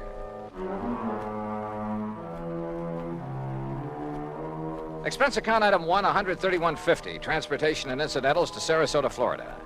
Knowing Earl Poorman, I didn't bother checking into a hotel, but instead took a cab to his office in the Conroy building. Tall, lanky, easygoing, he welcomed me like a long-lost brother. Oh, Johnny, you're looking great. And I'm glad you're here because you can clear up this case in a hurry, and then you and I can get out in the Gulf and do some real serious fishing. Oh, well, that's okay by me, Earl. Your last Now, trip down here, you remember, they weren't biting so good. But, oh, Johnny, so help me now that... Oh, I see you've got your bags with you. Well, yeah. Good, because you're going to stay with us out the house. Now, I'm not going to take any argument. I told that old battle axe I'm married to hang out an extra towel for you. How is Mike? Oh, she's great, just great. I never did understand how I was lucky enough to grab that dame, Johnny. Oh, well, now, I think maybe she kind of cares for you, too, Earl. Now, about why we women call... show funny taste sometimes. Hey, maybe the old horse will go fishing with us. Mike? Yeah. Anything over 10 pounds would pull her right out of the boat. Oh, but now, what kind listen, of a problem... she's been getting pretty good with a rod and reel. Look, will you? This fishing talk is just making my mouth water. First, we'd better discuss... Yes, I know. Once I get started on fishing... I know. All right, now. Let's get down to cases, huh? Oh, all right, if you insist. I insist. Yeah, all right, okay. I was just trying to stall off having to. You know where Lido Key is? Lido? Yeah, a mile or so offshore, just beyond St. Armand's Key, where we live. Oh, yeah, sure. Well, a client of mine, a man I've known for years. He retired, bought himself a piece of property there, built a nice little home on it. His name is Parley Barron. So? Well, I've handled all his insurance for him, including a straight life at $50,000. Uh-huh. Beneficiary? His wife, Laura Barron. And what's happened to him? Well, Friday morning, now that's the day before yesterday, he left the house just to do some errands. Well, go on. Yeah, well, he hadn't got back home by about 5 p.m., and his wife started calling around, trying to find out where he was, and nobody seemed to know. So finally, she put in a call to the police. Who's your man there? Sergeant Harry Brackett. Oh, I remember him. Sure. Go on. Well, then around 7 p.m., they found Barron's car. Found it parked down by one of the fishing docks. But no sign of him? Not a sign, not then or since. Had he gone out fishing? Police questioned everybody, the boat owners, all the boat livery, everybody. Old Will Bright, who runs the dock where the car was parked, he was closed up. Sign on the door saying he'd gone up to Gainesville. Well, could Barron have had any reason to disappear? Oh, no. Well, not that anyone knows of. What kind of a person is his wife?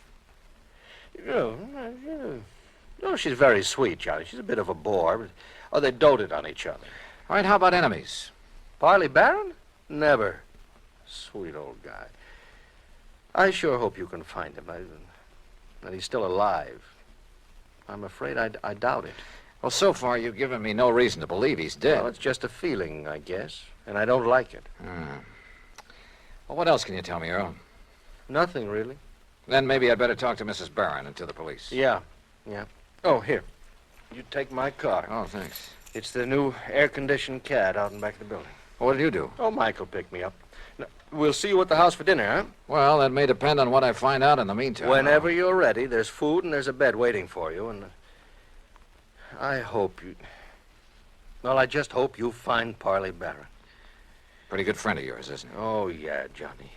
He was. Earl seemed so sure that Barron was dead. I was pretty down in the mouth about it. But I wondered, did he know something about the old man that he hadn't told me? That didn't seem like Earl. He gave me the Barron's address on Lido Key, and I drove out there. Laura Barron was a fragile, gray-haired little old lady wearing steel-rimmed spectacles and with almost a sanctimonious air about her. She sat primly, properly straight in her chair as we talked, a Bible in her hand. Then Mr. Earl Poorman has told you as much as any of us knows, Mr. Dollar. I see. But even the smallest bit of information may hold the key to finding your husband. Only prayer can help us now, Mr. Dollar, or help him if he's gone to the great beyond. Well, tell me, how was he dressed on Friday morning when you last saw him? As you see him in the picture there on the table in old gray pants and a rather tattered sport shirt and that old straw hat. That shirt is blue? Yes. He was so happy the day that picture was taken. He just finished making an addition to our dock with his own 2 hands. He was so proud. Now... Yes, I'm sorry. He'd hoped to get his own little boat, too, for fishing. He loved to fish so. Yes, well, tell me, please, do you know of anyone who might have wanted to harm your husband? Oh, dear, no, Mr. Dollar. And you'd had no no argument or disagreement with him before he left here that morning. We had had no disagreement even about little things in 41 years of blessed marriage. Not even about his work. I see. What did he do before he retired, Mrs. Barron? I had hoped you wouldn't ask that because I've always felt that the good Lord wouldn't approve. Of his work? I'm a very religious woman, Mr. Dollar, and as I say, in 41 years we never questioned one another's thoughts or actions. But What was your husband's work? I won't say that it was sinful because he wasn't a sinful man. Parley was a good man, and many times he made it plain that his work helped to save lives, too. And I accepted it because he felt he was doing right. Yeah, well, you still haven't told me, Mrs. Barron. Always deep in my heart, Mr. Dollar. Yes. Have you thought that perhaps it may have been the intercession of divine providence that has taken Parley from us?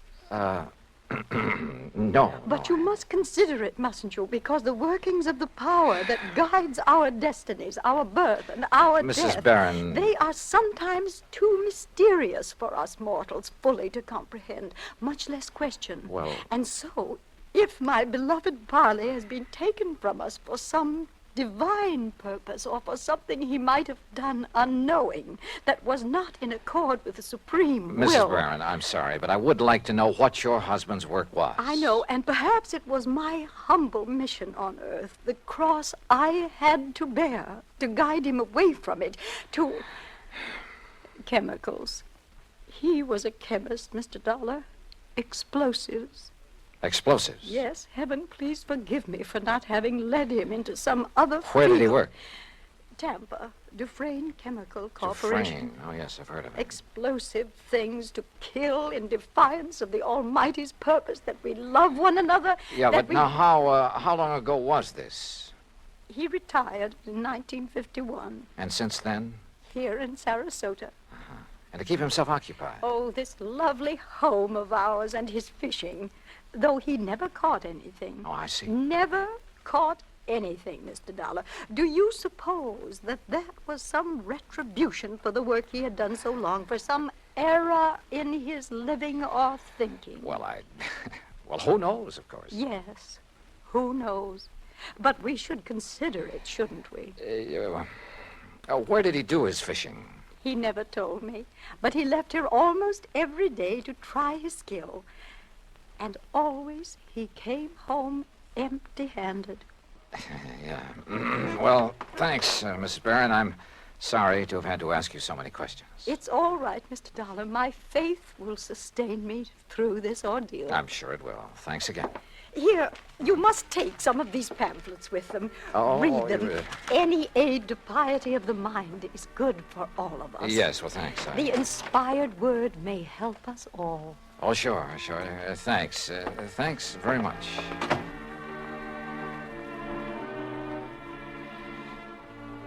I like to think that on the whole well, maybe I'm not too religious in the sense of going to church regularly and that sort of thing, but well, at least I try to live a decent sort of life and observe the golden rule and stick to some ideals. But in an atmosphere like that, well, I couldn't help wondering if her husband didn't have good reason for wanting to get away for a while. In any event, I'd got nowhere on the case, so I phoned Sergeant Harry Brackett. That's item 2, 10 cents. But the desk at headquarters said he wouldn't be back until about 6 p.m. And since I really had nothing to go on until I could see him, I dropped in on Earl again. You kidding? Then we'll take the boat, run out into the Gulf, and get some fish for dinner. It's the best time of day. So who was I to refuse? And within the hour, we were fighting the tide through the pass between Lido and Longboat Keys on our way along into the Gulf. Yeah, Johnny, I find I always have my best luck along about this time of day, just before sundown. I still ought to be back there working. Why? Sergeant Brackett won't be back at headquarters until 6 o'clock. You told me yourself. Now, what can you do until you talk to him and find out what leads he may have? Oh, man, you are a funny one. You call me long distance to get down in a hurry, then insist I go fishing instead of working on the Don't you case. know, fishing's the answer to more problems than anything else in the world. You got worries? Go fishing. You'll forget them.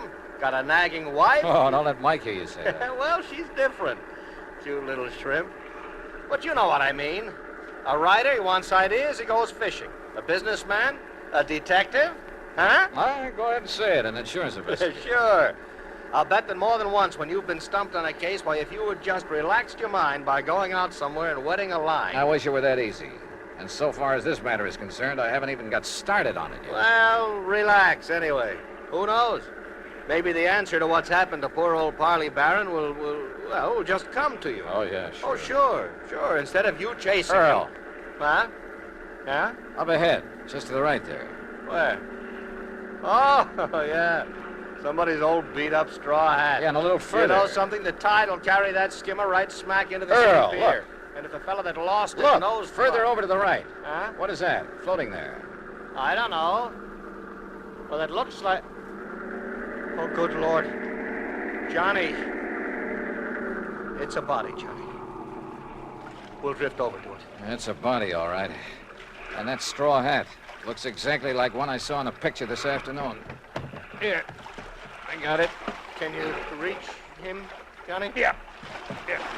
There we go now. Oh, good boy. All right, now let's see.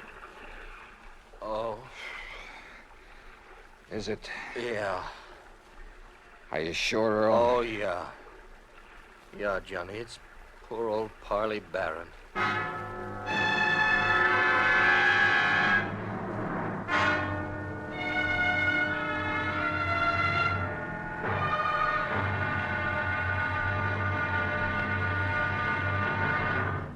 Act two of yours truly, Johnny Dollar, in a moment. Everyone loves kids, and every kid loves candy. American servicemen have heard the tearful cries for candy in most parts of the world, in Europe and the Far East during World War II and after. And there's never seemed to be enough candy to go around. Well, more than a dozen years ago, during the Berlin airlift, an Air Force lieutenant from the United States discovered he had no candy to offer some German children. However, he promised to drop them some candy the next day as he came in for a landing. Improvising a parachute out of his handkerchief, Lieutenant Gale Halverson dropped the candy bars the next day as he had promised. Now, this idea caught on among other Air Force men in the airlift, and that's how Operation Little Vittles began. The idea spread far and wide, and soon military personnel, civilians, business firms began to aid the Goodwill program by supplying candy and handkerchiefs. Time after time, as the sleek cargo planes of the United States Air Force swooped low over the landing field, a shower of little bundles of sweets dotted the sky as their tiny parachutes carried them safely to the ground. And the hungry German children gathered up these bundles of mercy, which the communists try to keep from them. The men of the United States Air Force did a great job satisfying a lot of appetites, but they did more. By a wonderful sense of understanding, they nourished the cause of freedom, the right of all men and children everywhere. And now, Act two of yours truly, Johnny Dollar, and the Parley Barron matter.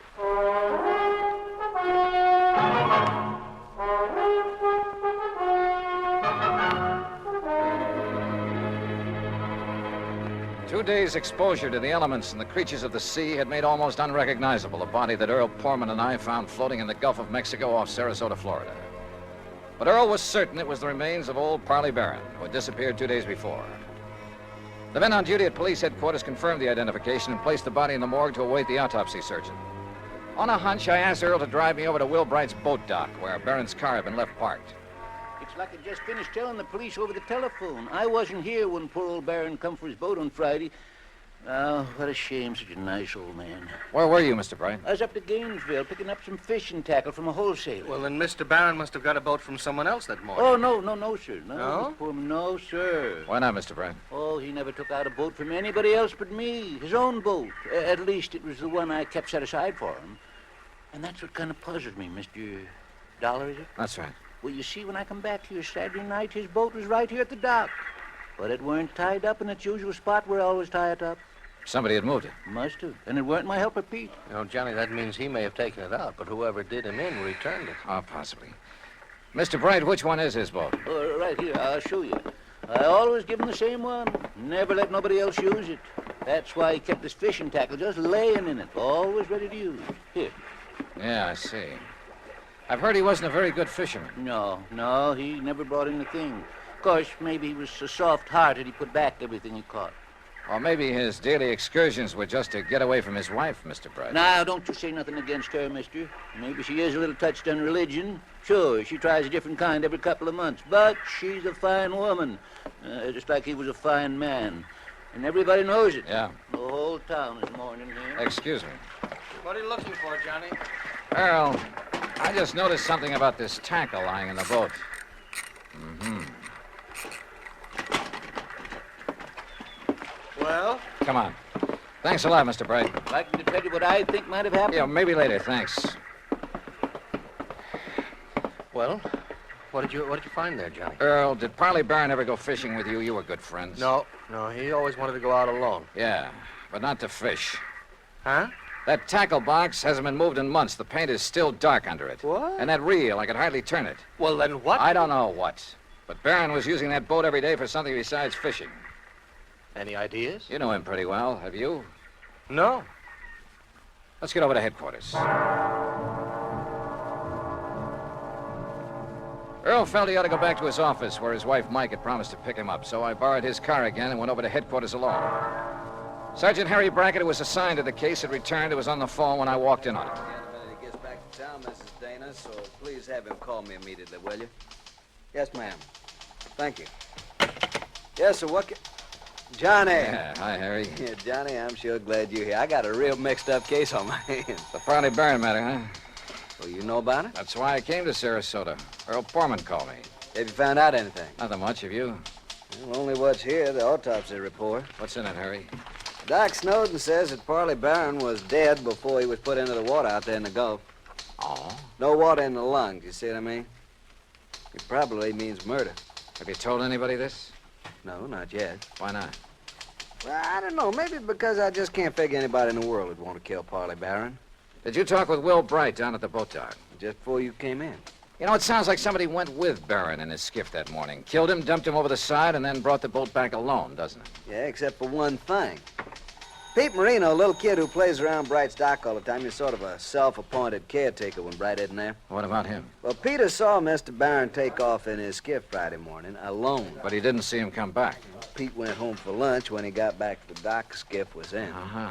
Then whoever did it met him out on the water somewhere. Maybe several people, so that one of them could return the skiff. Be taking an awful chance, wouldn't it? How do you mean?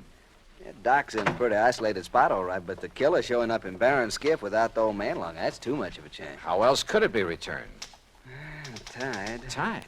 Little Pete says that when he got back to the dock, the skiff was there, all right, but not in its usual place. So Will Bright mentioned. Also, it wasn't tied up. It was just sitting there. Oh, then you meant untied. No, I meant T-I-D-E. When the tide's rising, it floats everything from the pass between Lido and Longboat Keys right up to Will's dock. You think the boat just floated back by itself? You got a better idea? Harry. Yeah? Are you sure it was Barron's body we picked up out there? After all, the fish and whatnot disfigured it pretty badly. Johnny, I've known him for years, and didn't Earl Pullman recognize him immediately? Yeah. In the clothes he was wearing, his own straw hat? Well, have you checked on his dental work, things like that? I'm waiting now for Dr. Dana. He was his dentist to get back to. You know, that's a funny thing. What? I called Dana the minute that body was brought in. After all, teeth are about as solid identification as you can get. Oh, I thought you were sure anyway. Well, I wanted to be doubly sure. Anyhow, when Dana didn't get here right away, I called him again. I got his wife on the phone, and according to her, he suddenly left for Tampa. Urgent call or something. Where in Tampa? She didn't know. At least she wouldn't say, but it seems kind of fishy to me. Well, it may just be that one of his patients... Dana. That's right. The man who got so much publicity about atomic radiation studies, effects on the teeth and so on. That's the one. What's the matter, Johnny? Well, when you're stumped on a case, says Earl Pullman, go fishing. We did. We found a body. What are you getting at? Me, when I'm stumped, I play my hunches, no matter how crazy they may seem.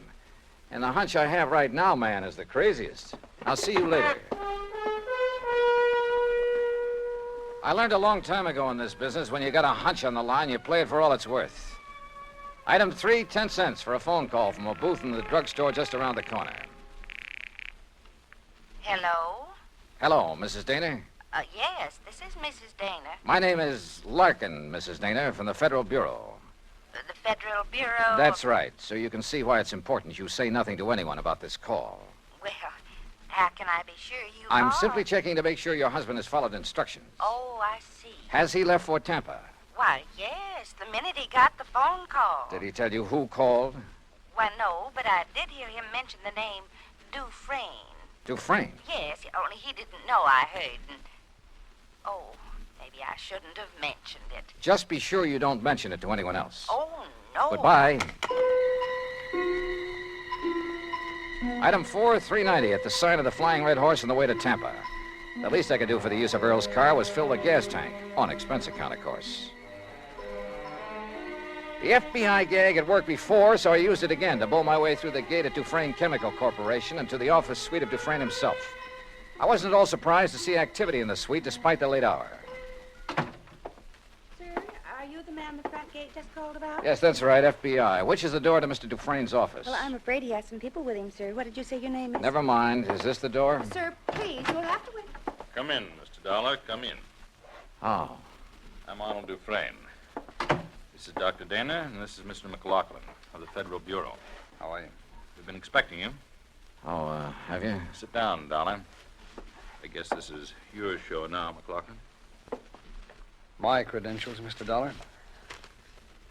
First, I suppose I should prefer charges against you for impersonating a member of the Bureau. Yeah, well, I can hardly say that I blame you, though, under the circumstances.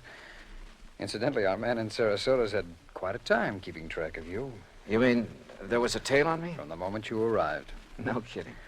We didn't dare take the chance that you might upset things for us. After all, you've a reputation for being pretty sharp. We should have anticipated that you might be called in on the case, but though we planned things very carefully, we, shall we say, overlooked you. Even as we almost slipped up with Dr. Dana here, who would identify that body. Look, will you please tell me what this is all about? A man named Poorman called you in Hartford and asked that you come here to investigate the disappearance of his old friend and client, Parley Barron, right? Yeah, that's right. Now, where is he? What happened to Barron? Do you know? We do. And we were afraid you might find out and let the, shall we say, cat out of the bag. That is why we were all ready to send for you to come here, but, well, as it turned out, you came all by yourself. Mr. McLeod. Parley Barron, by the way, Mr. Dollar, is all right, alive, healthy, and happy. Then that body we picked up? Dressed in his clothes? During the last war, Mr. Barron, as a research chemist, made vitally important contributions to our, or shall we say, national security. Oh. He was too valuable a man to lose, even though his wife objected to his work for religious reasons. Yeah, I gathered that from talking to her. Or perhaps you even thought she might somehow be implicated in his disappearance. The thought certainly entered my mind. Well, in any event, so that he could continue to have a happy home and at the same time carry on his tremendously important work, we arranged for the little deception that has been going on for some years now. His so-called daily fishing trips. That's right. But each morning in a small hidden cove, I needn't tell you where, he was picked up and brought here to Tampa to carry on his work. Well, I'll be darned. No one was the wiser. Even our, shall we say, competitor nations in atomic and missile research, who were bound to keep tabs on such a man, they knew only that he was working for the Dufresne Chemical Corporation. They and that, did know that, huh? Well, we must suppose so. International espionage is pretty well organized these days. Ah.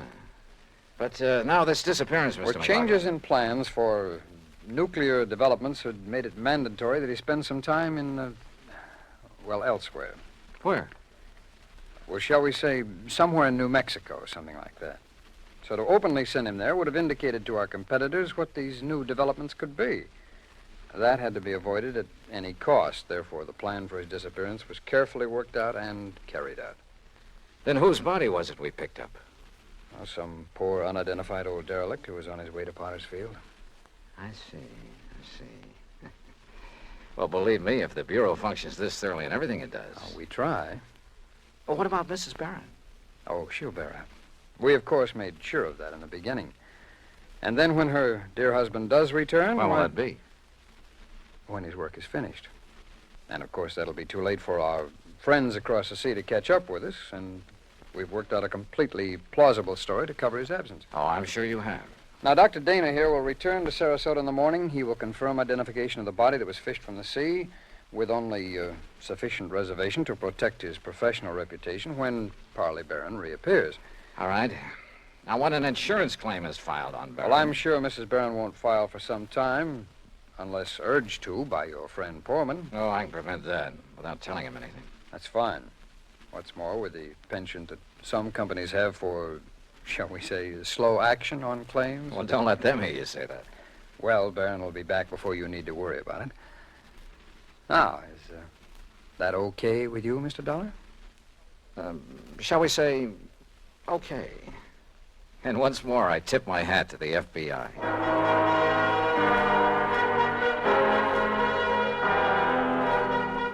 Expense account total, including plane fare and incidentals back to Hartford, $421.50. Remarks? For obvious reasons, I have used fictitious names throughout this report, and of course delayed filing it until obtaining official clearance. Yours truly, Johnny Dollar.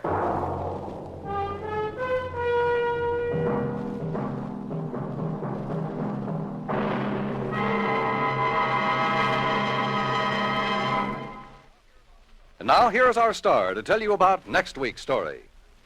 Next week, a strange old character, the most beautiful girl I've ever met, and money all over the place. Counterfeit.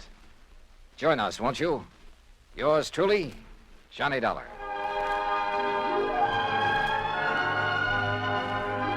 Yours truly, Johnny Dollar, starring Bob Bailey, originates in Hollywood. It is produced and directed by Jack Johnstone, who also wrote tonight's story. Heard in our cast were Virginia Gregg, Jeanette Nolan, Will Wright, Barney Phillips, Lawrence Dobkin, Stacey Harris, and Harry Bartell. Musical supervision is by Amerigo Marino. Be sure to join us next week, same time and station, for another exciting story of yours truly, Johnny Dollar. This is Dan Cumberly speaking.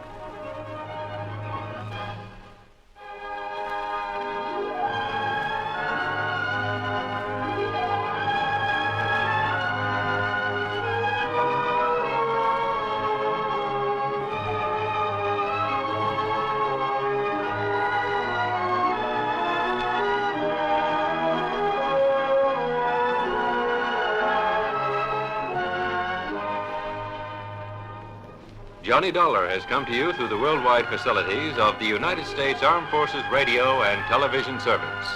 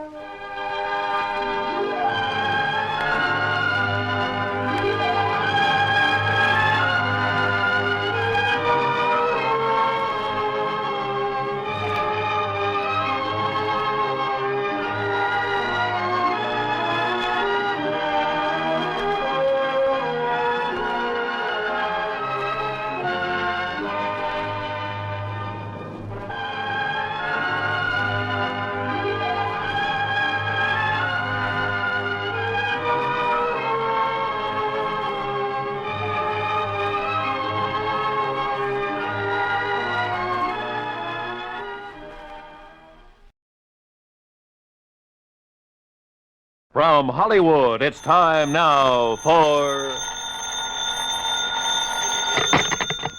Johnny Dollar. Pat McCracken, Johnny, Universal Adjustment Bureau. Oh, hi, pal. What's on your mind? At the moment, you. Huh? Johnny, you've been working too hard. Oh, this I've been convinced of for years, Pat, but I've never been able to convince anybody else, especially you. Okay, I'm convinced. What you need is a nice vacation, all expenses paid. Whoa. Southern California's very nice this time of I year. just came back from there. Beaches, the swimming, sun, golf, nightlife. Look, Pat, thanks a lot, but no thanks. Well, now, Johnny. The last time you invited me to take one of your vacations, I got hit over the head, almost run down by a truck, and kicked around by a guy 7 feet tall. Yeah, but this one's different, Johnny. It's a real simple job. Oh, they all are, according to you. All I want you to do is pick up something out on the coast and bring it back here. That's all. Yeah, what? $100,000. Oh. I'll be right over.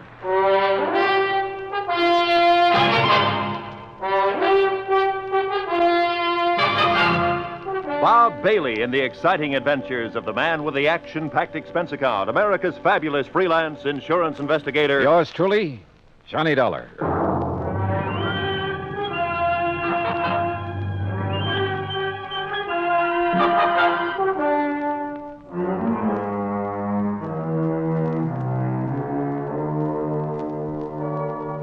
Expense account submitted by Special Investigator Johnny Dollar to the Universal Adjustment Bureau, Hartford, Connecticut.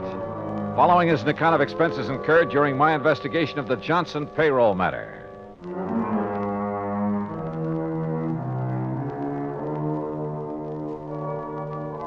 Expense account item 1, $1.25 cab fare from my apartment to the office of Universal Adjustment Bureau and Pat McCracken. Well, $100,000 made you prick up your ears, Johnny. Sit down. Okay, Pat.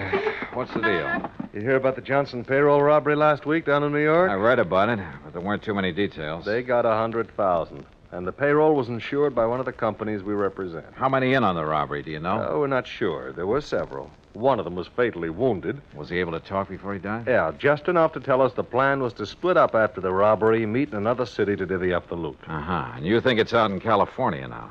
We also think one of the crooks may be trying to double-cross the others. Hiding out from them, maybe? That's the general idea.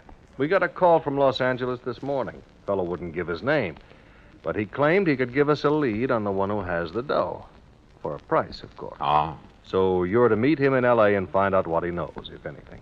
What do you figure his angle is, Pat? Oh, maybe several, Johnny, but I don't care. What I do care about is getting the money back. All right. How do I contact this man in Los Angeles? You don't. He'll contact you at your hotel, the Nestor. The Nestor. Okay, Pat. I'm on my way. Oh, just one thing, Johnny. Yeah? Maybe it's occurred to you, maybe it hasn't. There will be others looking for that money, too. The other guys involved in the robbery? Yeah. Of course, if you can get there first. I'll try. Oh, and don't bother telling me to be sure to get back here in one piece. That I'll really try to do.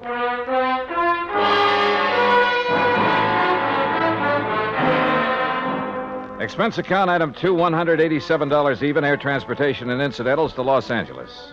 I've been told to stay at the Hotel Nestor, so I took a cab. That's item 3, $5.50 from the airport. It was just getting dark as my cab pulled up in front of the place. Before I could get out, somebody got in. Oh, I'm sorry. I didn't know this cab was occupied. Well, that's okay. Welcome aboard. Here, I'll get out. Oh! It's okay. I've got you. Sorry, I lost my balance. Must have got my heel. You may be sorry, but I'm not. I can't think of a better way to arrive in a strange city than with a beautiful girl in your arms. If you'll let go of me. Oh, yeah, well, if you insist. Oh, thanks. I'm sorry. Oh, wait a minute. You can have this cab as soon as I get my stuff out. Oh, that's all right. I'm in a hurry. I'll get another one. Goodbye. Oh, wait a second. I mean, after all... Oh, well.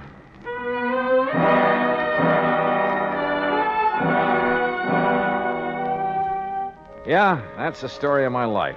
The best ones always seem to get away. I went into the hotel lobby to register, but found a message waiting for me from the informant who'd phoned to Pat. I was to drive to the little town of Corrado Beach down the coast and meet a man there first thing in the morning. There was a map showing me the way to a small pier where the meeting was to take place. Looked like Los Angeles had suddenly got too hot for him. Expense account item 4, $50 to rent a car. I left word where I'd be, drove to Corrado Beach, and checked in at a motel. Then early next morning, I went out to the little pier. It was a ramshackle affair with a couple of beat-up boats tied to it and an old character fumbling with the door of a little bait shack. I went over to him. Hi. Morning. Having trouble? Yeah, some kid's been monkeying with this lock. You want some bait? No. This is one trip I didn't come to fish. How is it, by the way? Fishing? Yeah. Fine. Oh, just my luck. No, I'm supposed to meet somebody here. Oh, it must be that fellow out there. He was already there when I got here. Oh, where? Oh, do you see that boat, the bottom side up on the pier near the end? You mean the man sitting beside it? Yeah. Got himself a fishing rod, looks like. Could be he wants some bait. I'll walk out with you and see if you don't mind. Oh, not at all. So the fishing's been good, huh? What have they been catching? Oh, quite a few bass last couple of days. Off the pier? Yeah. There's some kelp beds in close. Brings them in around here. Funny. Your friend there, you don't seem... Hey. Asleep, I guess. Hey, watch out. He's slipping. Grab him. I got him. But... Hey, mister. Mister, he isn't sleeping. That's right.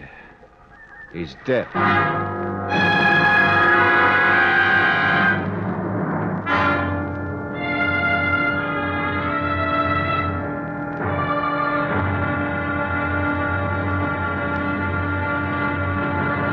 Act Two of yours truly, Johnny Dollar, in a moment. Our flag now numbers 50 stars, and behind each star there stands yet another flag representing one of the 50 states. Georgia's state flag displays the state seal on a strip of blue. The seal symbolizes the fact that constitutional government rests equally on the three major branches of government, legislative, executive, and judicial, and that all three must be guarded equally if a sound government is to be maintained. The greater portion of Georgia's flag is crimson. On it is superimposed the blue cross of St. Andrew, bearing 13 white stars for the original 13 colonies. This cross, made in the form of saltire or X, was adopted from the national flag of Scotland.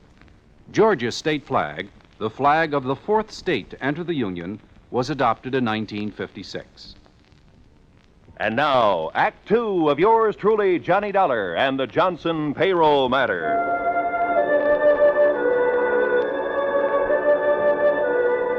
I'd flown 3,000 miles to meet a man, only to find him dead at the end of a rickety little pier at Corrado Beach, a knife between his ribs. I searched him while the old fellow at the bait shack went to call the police, but I didn't find a thing on him to help me. No identification, even.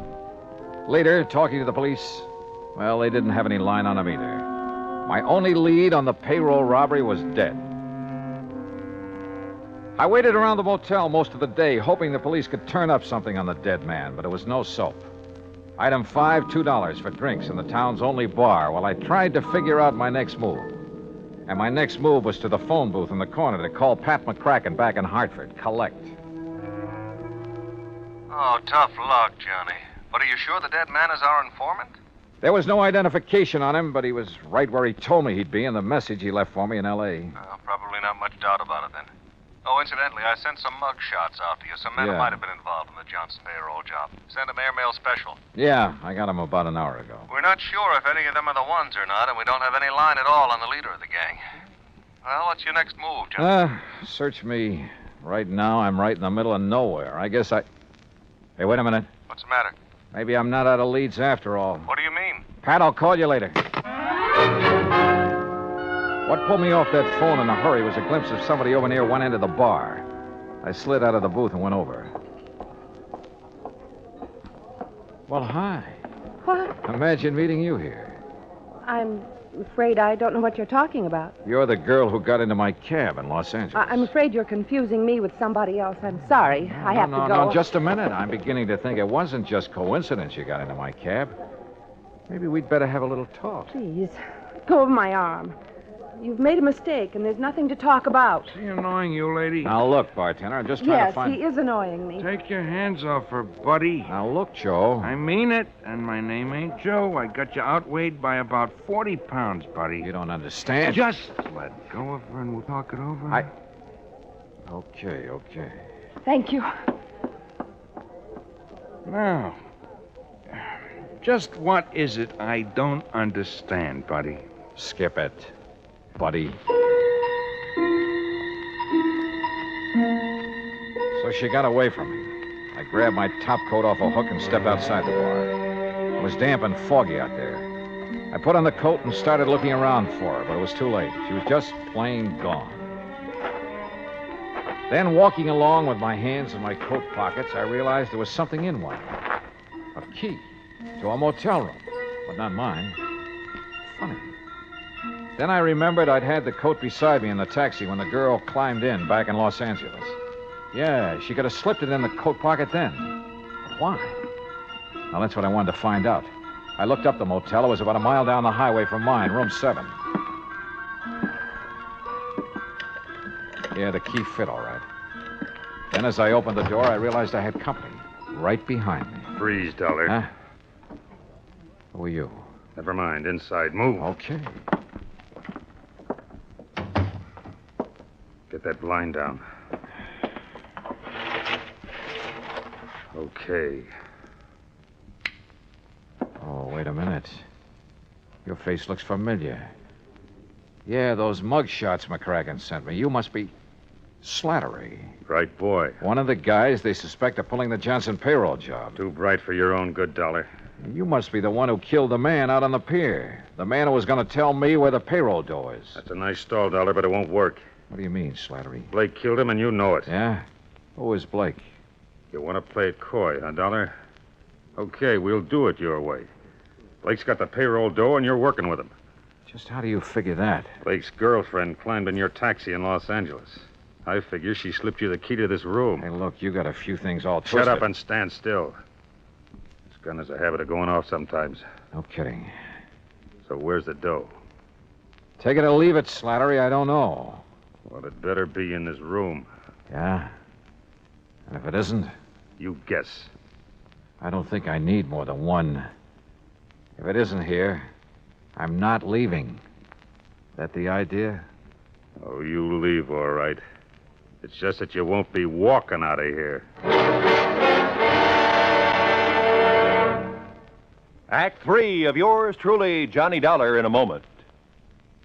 Over 150 years ago, the Swiss poet Henri Amiel wrote, "Heroism is the brilliant triumph of the soul over fear. Heroism is the dazzling and glorious concentration of courage." During the Korean campaign, Corporal Ronald Rosser was attached to the heavy mortar company of the 38th Infantry, 2nd Division, United States Army. Rosser, a veteran of World War II, rejoined the Army and shipped to Korea when he heard that his brother had fallen in the winter assault of the Chinese Communists. One day, Rosser's company moved into enemy territory. At the time, the corporal was a forward observer and carried a radio. Suddenly, in the midst of an enemy attack, Rosser handed his radio to a buddy, slipped the safety off his carbine, and filled his shirt with hand grenades.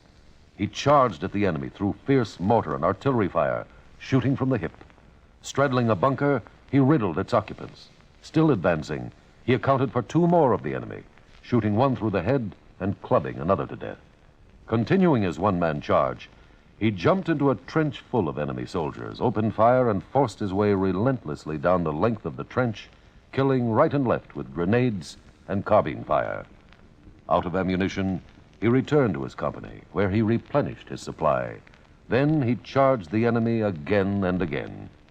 Finally, he returned to his own area, and taking the radio back from his friend, he moved out with his company. Corporal Ronald Rosser was awarded the Medal of Honor for his action. Action which had shown the enemy that his personal code of conduct wouldn't let them push around either his kid brother or his country. And now, Act 3 of yours truly, Johnny Dollar, and the Johnson Payroll Matter.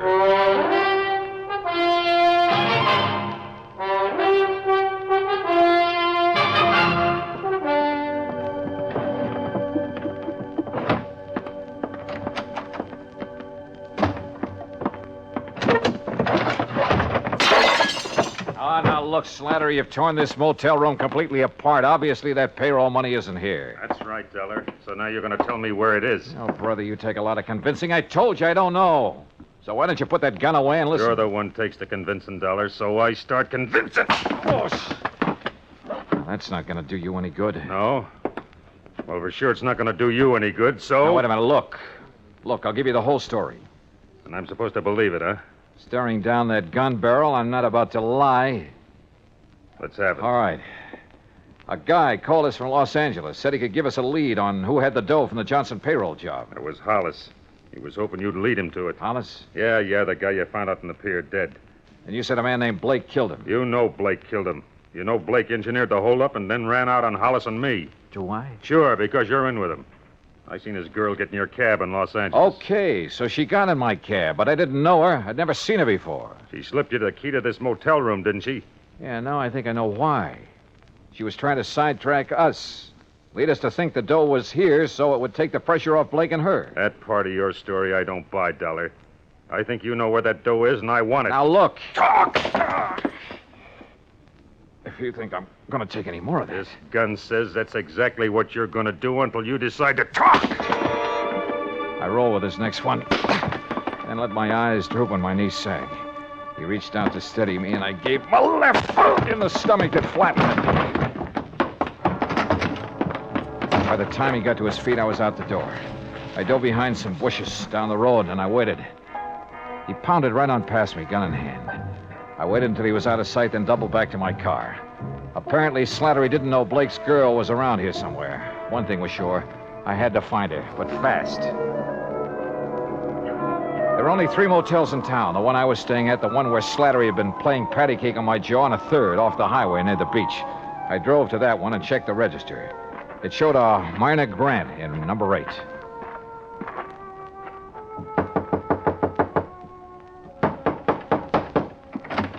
Oh, Hello, Myrna. no, please get out. Oh, no, sorry. But we're going to have that talk right now. I tell you, you've made a mistake about me. Oh, come on. Drop the act, Myrna. I know you're Blake's girlfriend, that you slipped that motel key in my coat pocket in L.A. to get me off the trail of the Johnson payroll money. The what? I also know that Blake masterminded the robbery and double-crossed his buddy, held out on him. Oh, I guess I knew it must be something like that. What are you talking about? Mr. Dollar, I haven't known Fred Blake very long. A month, maybe. I didn't know what he did for a living, and I didn't ask him. 2 days ago, he said he was in trouble and needed my help. He wanted me to slip that key into your coat pocket in the taxi in Los Angeles. To take Slattery off his trail. Then he told me to meet him here at the beach. When I saw you in the bar a while ago, I got panicky. I didn't know what to do. But that's all I know about it. Mr. Dollar, I didn't know Blake was a criminal. Honestly, I didn't. Yeah? Then will you help me find him? Yes, I will, Mr. Dollar, if I can. The trouble is, right now, I don't know where he is any more than you do.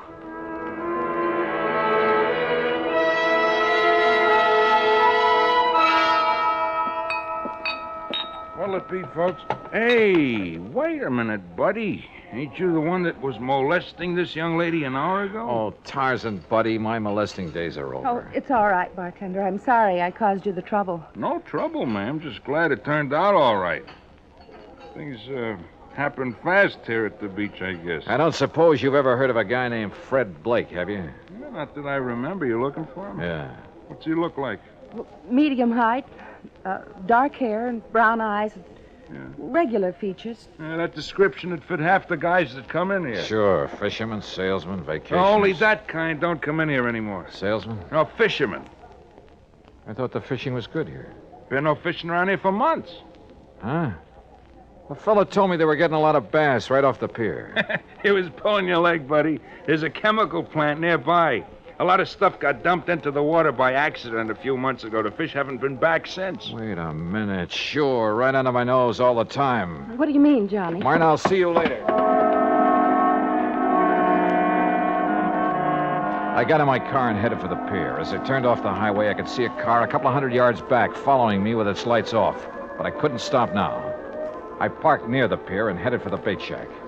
The windows were still boarded over, but I could see a crack of light between the boards. I eased over to the shack. Oh, no. I flattened against the wall as the door came open and Blake came out with a gun. I hacked it out of his hand. What? All right, hold it, Blake.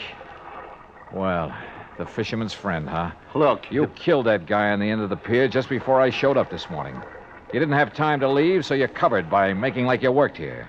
Then it occurred to you this was a pretty good hideout until Slattery got off your trail. Look, maybe we can make a deal, Dollar. Oh, we're going to. You turn the stolen money over to me, and I turn you over to the police. Drop your gun, Dollar. Huh? Drop it. Okay, Slattery. Hello, Blake. Glad to see me. Look, Slattery, I wasn't trying to cross you. I was going to get in touch with you when things quieted down. Sure you were. Let's have the dough. All right, it's in the shack. Blake half turned, and I saw his hand slide into his coat, a second gun. He whipped it out, but Slattery had seen it, too. He got Blake, but his eyes were off me for a lucky second.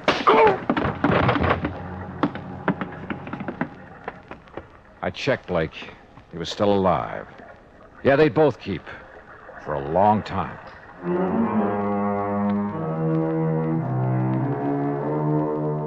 Item 6, $174 even, air transportation and incidentals back home. Expense account total, $526.50. Remarks? The payroll money is back where it belongs, and Slattery and Blake are back where they belong, with Blake facing a murder rap to boot. Funny, I probably wouldn't have nailed him if he hadn't told me that phony story about the fish biting near the pier. Teaches me a lesson, Pat. I'm not going to tell any more fish stories. They can kill you. Yours truly, Johnny Dollar.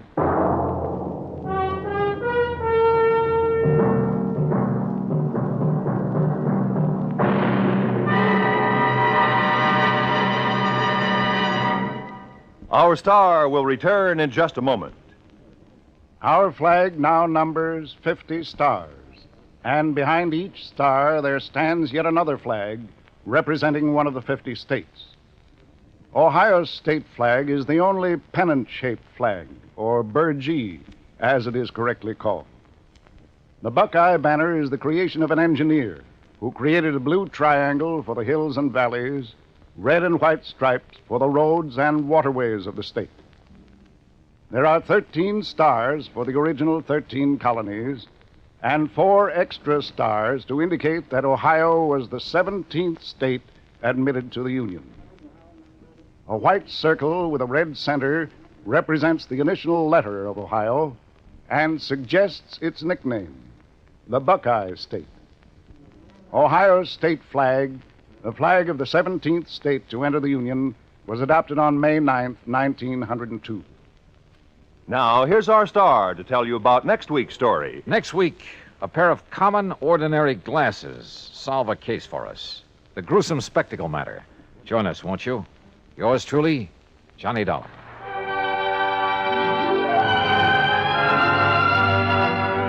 Yours truly, Johnny Dollar, starring Bob Bailey, originates in Hollywood and is produced and directed by Jack Johnstone. Today's story was written by Robert Stanley. Heard in our cast were Virginia Gregg, Lawrence Dobkin, Forrest Lewis, Shepard Menken, and Frank Gerstle. Be sure to join us next week, same time and station, for another exciting story of yours truly, Johnny Dollar. This is Roy Rowan speaking.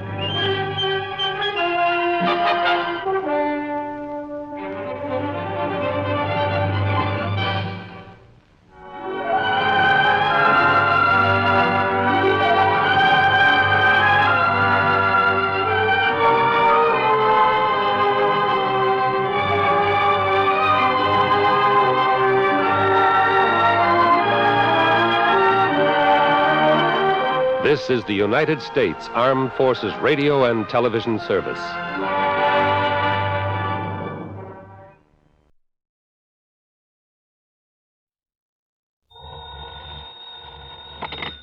Johnny Dollar.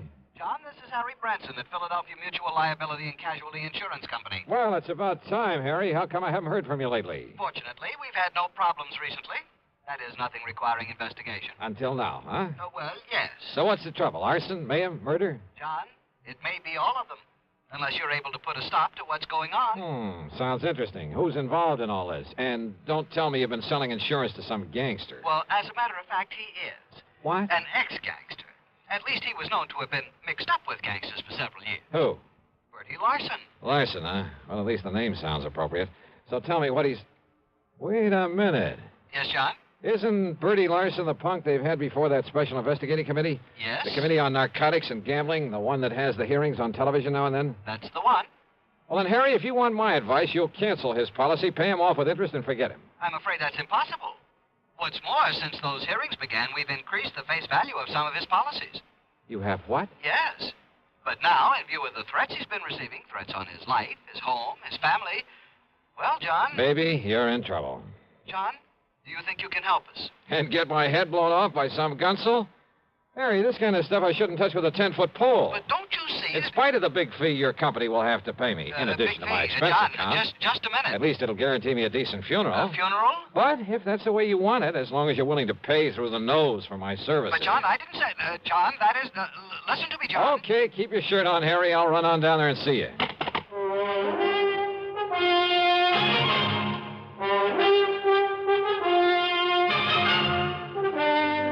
CBS Radio brings you Bob Bailey in the exciting adventures of the man with the action-packed expense account, America's fabulous freelance insurance investigator. Yours truly, Johnny Dollar.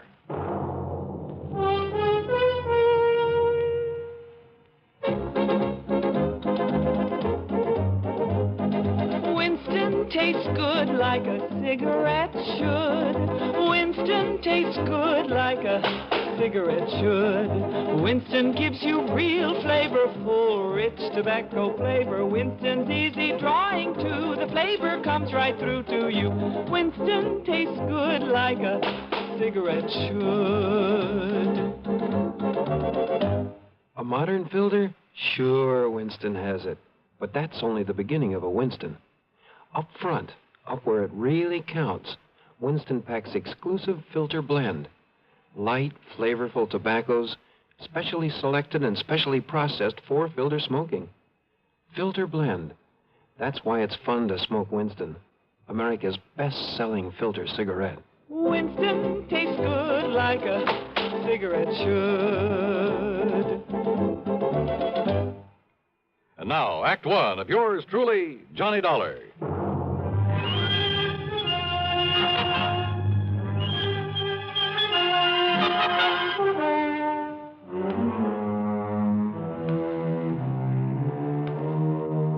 Expense account submitted by Special Investigator Johnny Dollar to the Philadelphia Mutual Liability and Casualty Insurance Company. Following is an account of expenses incurred during my investigation of the Larson arson matter. Expense account item 1, 1120 for a train to Philadelphia and a taxi to Philly Mutual's office over on Walnut Street. It was late in the afternoon, but Harry Branson, the perennial worry wart, was still there waiting for me, and he wasted no time in getting down to business. Now, Bertie Larson, or more properly, Herbert James Larson, lives out in Penfield, John. Oh, yeah, that's kind of part of West Philadelphia, isn't it, Harry? Just beyond. He and his wife live in a very nice one-story brick home that we've insured for some $30,000. And he must have done fairly well in the rackets and had sense enough to put some aside. Also, John, we've insured his personal property, furniture, clothes, all the things in the house and so on, for some $20,000. No kidding. And didn't you say you've increased some of his insurance lately? To the figures I just mentioned. In the beginning, he was underinsured, but the policies provided for the increase at his option, provided, Yeah, well, of course, that's all right. You don't need to go into provided, detail. of course, that in no event should stipulated coverage exceed actual appraised valuation. Yeah, well, now, Harry, in if you... accordance with paragraphs A, B, and G of Article 21 of our standard comprehensive policy. Harry... Oh, yes, John. Also, his life is insured with us for $20,000. Making a total of $70,000. $70,000, yes. So if everything goes, including Bertie himself, somebody's liable to collect plenty. Exactly. Okay, who's the beneficiary? His wife, Nora. I see. And now you say that somebody's been threatening him. Oh, yes. Ever since he agreed to appear before this investigating committee. Uh-huh. What kind of threats? Over the telephone, he tells me, warning him that if he continues to testify, well, they haven't directly threatened his life, as I understand it, but they might as well have. And then last week... Wait a sec, Harry. Haven't the police been in on this? Oh, yes, they have. And for a while, they kept some men stationed about his place. So, naturally, nothing happened. But last week, John, when he returned from one of the hearings, he phoned me and said that he'd found a can of gasoline standing on his front doorstep. Ah, just a hint, huh, of what might happen if he doesn't clam up. Yeah, that's an old-style gang warning. Yes, a very obvious threat to burn up his home. But he's continued to appear at the hearings? Yes. And if he's killed off by these people, if his home is burned out from under him... By what people, Harry? Has he any idea who might be behind this monkey business? Well, of course. It must be someone who was involved with him in narcotics and illegal gambling at one time or another. But he doesn't know exactly who. Not specifically. He says he never recognized the voice on the phone, and, of course, it was probably well disguised. Do you suppose he's still involved in the rackets? Oh, apparently not, or we'd never have sold him insurance. But then who can be sure? The point is, John, that if anything does happen to him or to that home of his, the company will have to pay out sizable sums of money. Yeah. Naturally, we don't want to do that. No. And if he can be protected properly, well, John, that's why I telephoned to you. Yeah, but Harry, the kind of protection you seem to want for him is something for the police to provide. John, I am convinced that the protection they are giving Bertie Larson is wholly inadequate. You told them so? I most certainly have. But they simply refuse to listen to me. Well, that is why I called you. Oh, I'm sorry, Harry, but it seems to me that... Well, Okay, give me his address. Tell me who the police contact is, and I'll see what I can do for you. I dropped my bags at the Bellevue Stratford. Then, having missed my lunch, I spent item 2, $5.25 for a drink and some early dinner. Item 3, $50 deposit on a rental car, and I headed out through West Philadelphia to the address in Penfield. As Harriet said, it was a nice place, not large, but neat and modern, sitting at the end of a new street. Apparently, there was no one home. I looked around to see if there was a patrolman watching over the place. No one. Nothing. And the street itself was deserted. I was just about to swing around and head for police headquarters when I noticed a thin streak of light from one of the rear windows in spite of the drawn shades. Yeah, I suppose I'll learn one of these days not to be so curious. But I walked quietly up the driveway beside the house. And then I heard something. Just a little sound, as though someone had quietly opened or closed a door at the side of the garage in the rear. And I suddenly caught the smell of gas, of raw gasoline. It was coming from the garage. I carefully edged my way on back there, hoping I wouldn't trip over something in the darkness that would give me away. The smell of gasoline was stronger now, much stronger. My next step was into a puddle in front of the garage door. I remember bending over to sniff at it, and it was gasoline, all right. And I remember a flashlight stabbing through the darkness behind me. But as I rose and turned...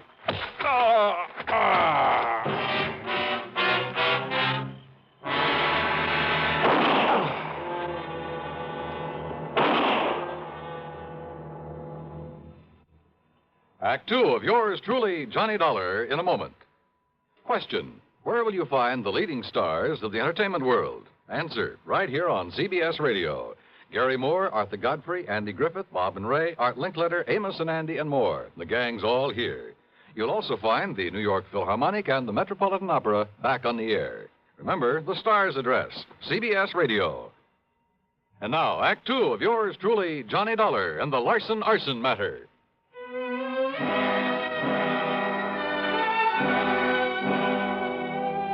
I came to in a hospital room, and I had company. One of them was in a blue uniform with brass buttons with the stripes of a sergeant on his sleeves. So you decided to come back to the land of the living, huh? The other was a man of about 40, big, beefy. And in spite of his rather flashy clothes, he looked as though he hadn't shaved his fat, truculent face for a couple of days.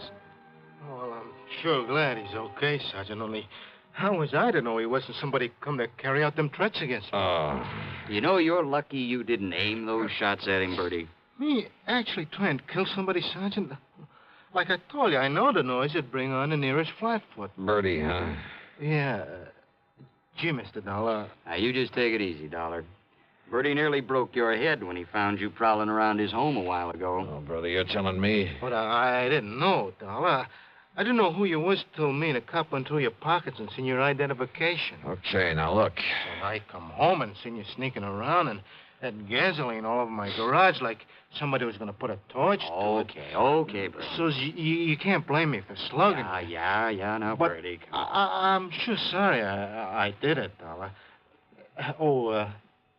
Dollar, the hospital bill's on me, so live it up, huh? Oh, yeah, sure. Okay, now, Bertie. Dollar's going to be all right, so you go along, huh? I'll check with you later. Oh, yeah, sure.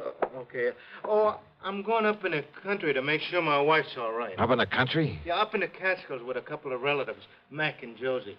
Oh, you don't think I'd leave her stay around here with those people on the phone saying they're going to burn me out if I don't stop yapping to that committee? And you don't know who it is making the threats, huh? I sure wished I did. Okay, run along now, Bertie. No, wait, please. Well, what is it, Dollar? Well, I'd like to talk to Bertie some more. Well, sure. No, not until the medics say you're all right and let you out of here. And besides, I want to talk to you myself. Now, go along, Bertie. Yeah, sure. All right, now look, Sergeant. Just stay flat on the bed, Dollar. And now you're lucky Bertie didn't kill you. And I can't say I would have blamed him. Why didn't you come to me before trying to contact him?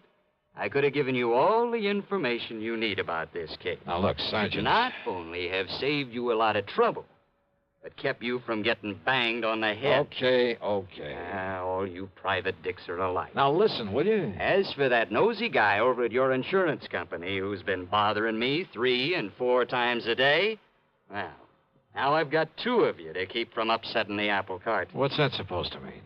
Bertie Larson isn't the man this investigating committee's after. What? Of course not. He's strictly small time. And he hasn't even been that since he served a stretch on a burglary arson rap. What about the narcotics and gambling that's under investigation? He was never any more than a messenger boy for the big shots. Well, then what's the importance of these hearings? Now, don't you see, if the committee can hold him up as a guy who talks and doesn't get hurt by him, well, it'll help them flush out some of the others. And who knows? Maybe some of his information might have a little value, and he'd be glad to give it. Yeah? Why? Bertie's been trying to run a used car business. Legitimate, or is it cover-up for something else? Legitimate. You're sure of that? Dollar, that stupid punk has been so scared since he got out of the clink. Yep. And listen. I'm listening. The publicity that he's been getting from the hearings, because of cooperating with the committee, why, it's practically made a public hero out of him. Who knows? Maybe it'll help his business enough to get him out of the red for once. That's why he's singing like a canary, probably making half of it up just to keep his name in the paper. Well, what about the threats he's been getting? You know something? We've only got his word about those threats. For all we know, he's making them up himself. Maybe. Oh, all right. So what if some of his old pals are calling him up, telling him to lay off, huh? If they try anything foolish, we'll nab them. Matter of fact, there are a few of those guys around here we'd just love to have something on. So maybe all this will flush him out for us. Or get Bertie killed? Ask me. I don't think anybody'd even bother to rub him out. I hope you're right, Sergeant. Sure. So, Dolly, that's that. No, when you're wait. up and around, come on over to the station and see me. But meantime, leave this to me, will you? Oh, wait a minute, will you? What about that gasoline he mentioned that was spilled all over his garage? Oh, one of those shots he fired. And now One of look. them drilled a hole in a can of gas he had lying around. Yeah? Sure, saw it there myself. Look, Sergeant. See you later, Dolly. Wait a minute, will you? Sergeant! Sergeant!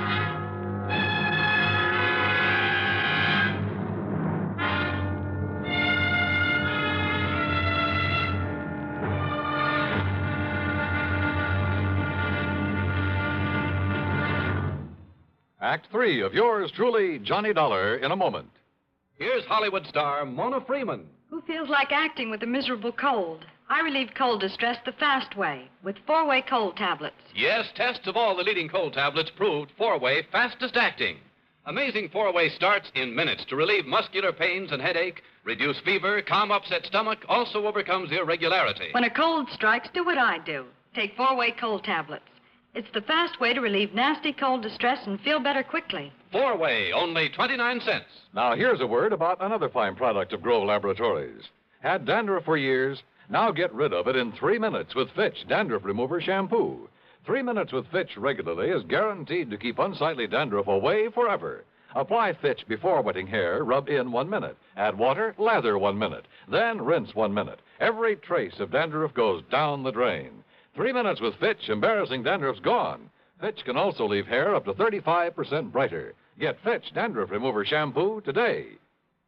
And now, Act 3 of yours truly, Johnny Dollar.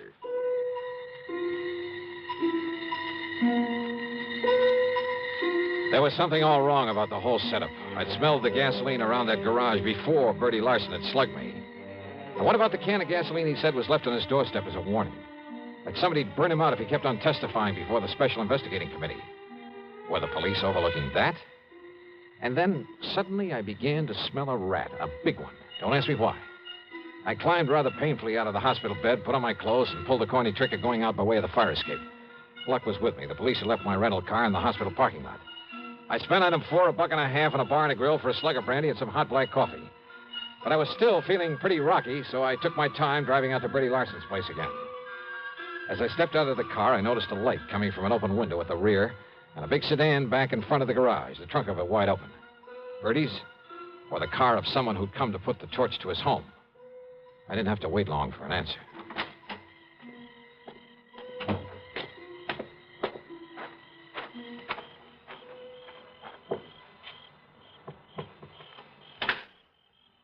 Bertie. Huh? Going up in the country, huh, to see your wife? Oh, Dollar. Yeah, that's right. Oh, say, listen, Dollar. It's lucky you come by here. Is it? Lucky for you or for me? Oh, no, listen, I come by to pick up some things, to haul up to my wife. You know what happens? Yeah?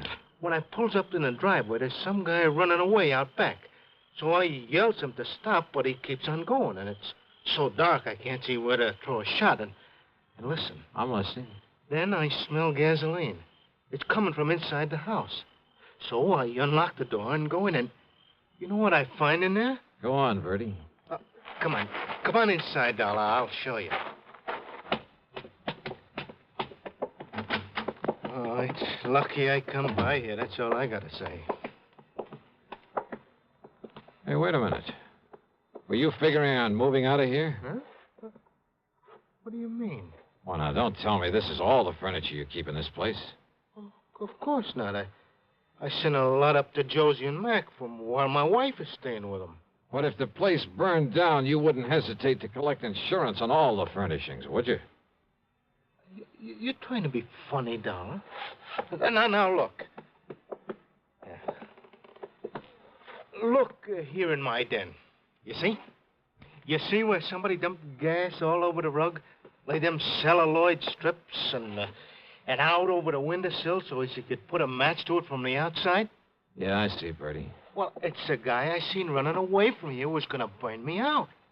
You see how he broke in by forcing the screen on that window?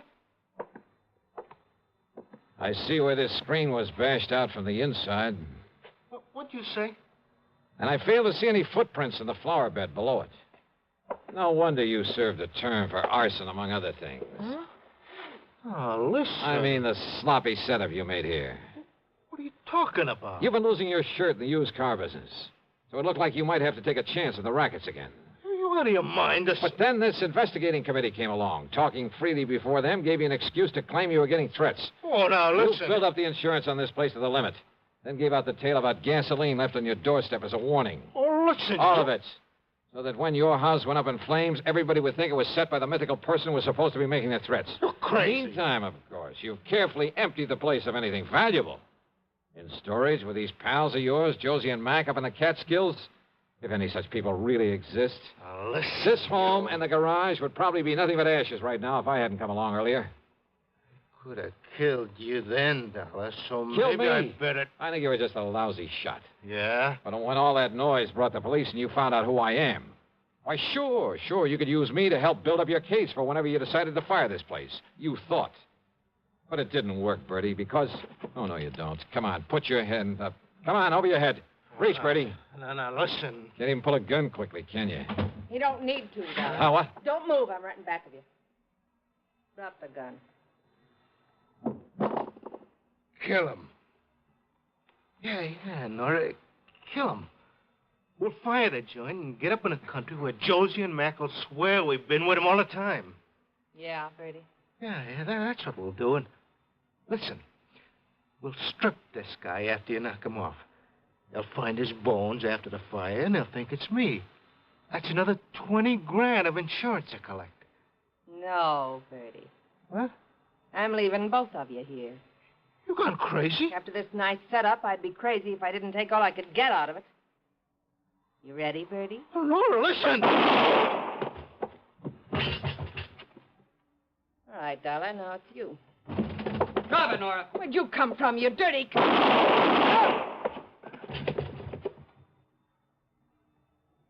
Thanks, Sergeant. Well, that's okay, Dollar. But you can be mighty glad that hospital called me up when they found you'd sneaked out on them. You know something, Sergeant? Yeah? I'm mighty glad.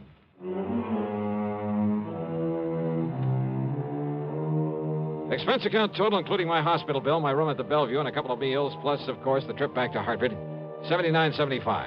Remarks? Why bother? From here on in, it's up to the company and the police to straighten things out. Yours truly, Johnny Dollar.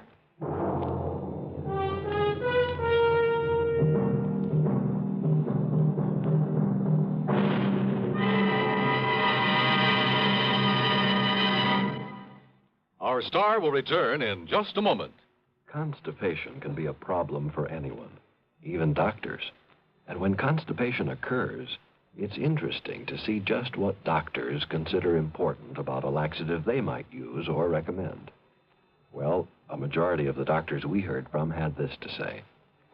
A laxative should be effective, gentle, as close to natural acting as possible, and a medicine that can be used with complete confidence. Now, X-Lax has been popular with many doctors and millions of people over the years because chocolated X-Lax is effective. Overnight, it helps you toward your normal regularity. X-Lax is gentle. Next morning, it gives you the closest thing to natural action. And that's why many doctors and millions of people use X-Lax with complete confidence. X-Lax, the laxative that helps you toward your normal regularity gently, overnight. Is X-Lax in your medicine cabinet?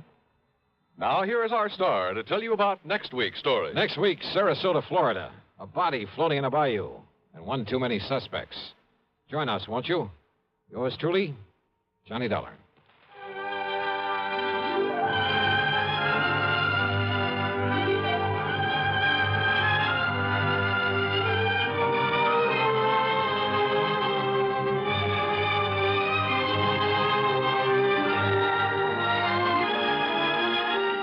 Yours truly, Johnny Dollar, starring Bob Bailey, originates in Hollywood and is written, produced, and directed by Jack Johnstone.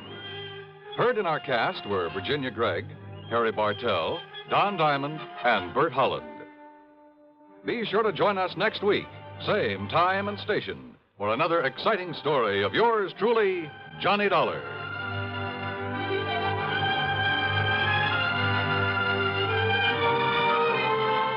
This is Dan Cubberly speaking.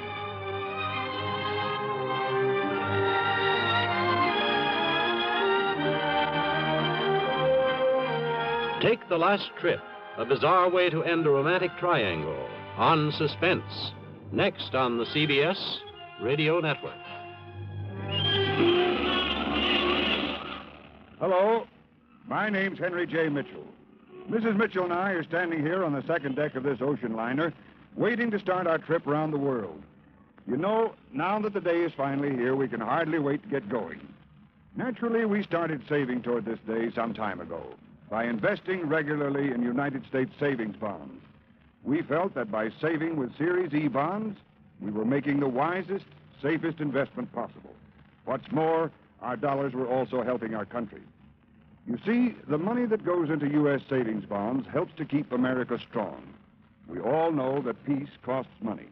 Money to help keep the peace through industrial and military strength, and money to make it lasting through science and education. We're mighty proud to do our share in securing the future of our country. Are you doing your part? Start today. Invest regularly in United States savings bonds. WROW, Radio 59.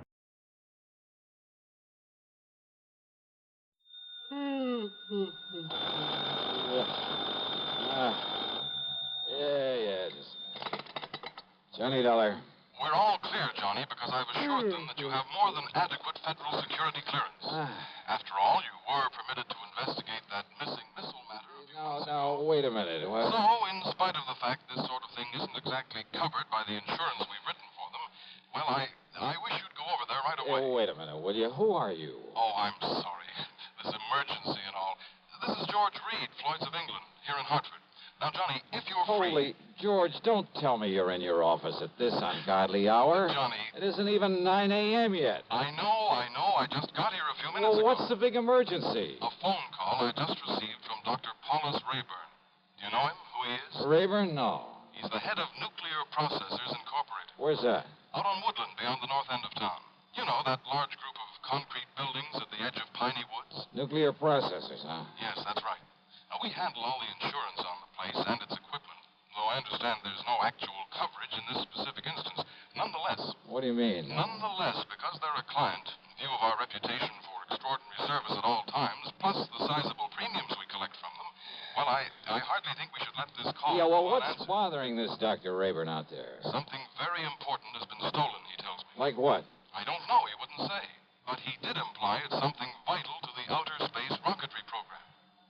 Okay, George. So, in view of the fact you have security clearance... Yeah, I said okay. And the fact it'll take some hours for an investigator to come up from Washington... Yes, George. Plus the fact he made it plain the time element is George. most important. And since you're right here within a few miles... George, stop yammering and hang up that phone so that I can... Okay, baby. Oh.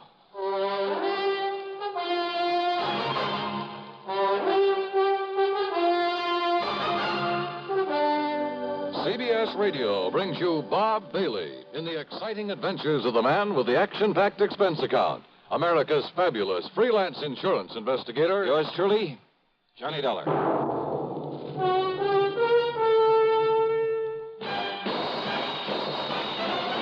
Are you smoking more now, but enjoying it less?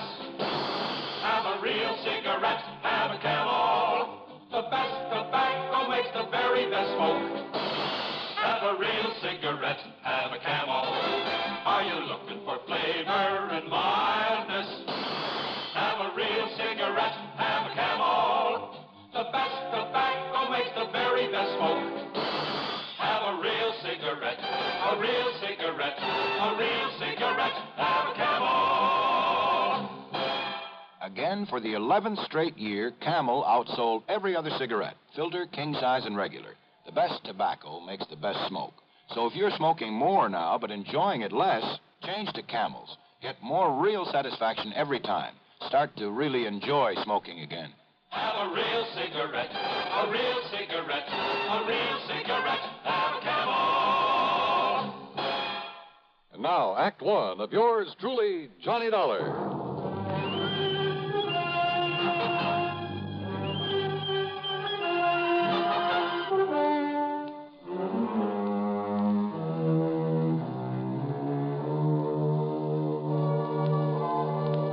Expense account submitted by Special Investigator Johnny Dollar to Floyd's of England, North American Office, Hartford, Connecticut. The following is an account of expenses incurred during my investigation of the nuclear goof matter.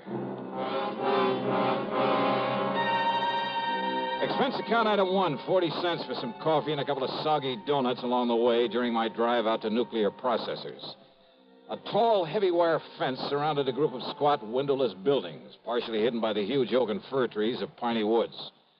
At a sort of glorified sentry box beside the gate stood not one, but 3 armed guards. One of them was chewing out the other 2. But he stopped long enough to look over my credentials, make a phone call from inside the sentry box, then open the gate for me. He directed me to a big steel door in the otherwise unbroken face of one of the nearby buildings. There, after I'd parked my car, another guard took me inside. He led me through a perfect maze of long, narrow corridors with heavy wooden doors at the sides, all of them closed.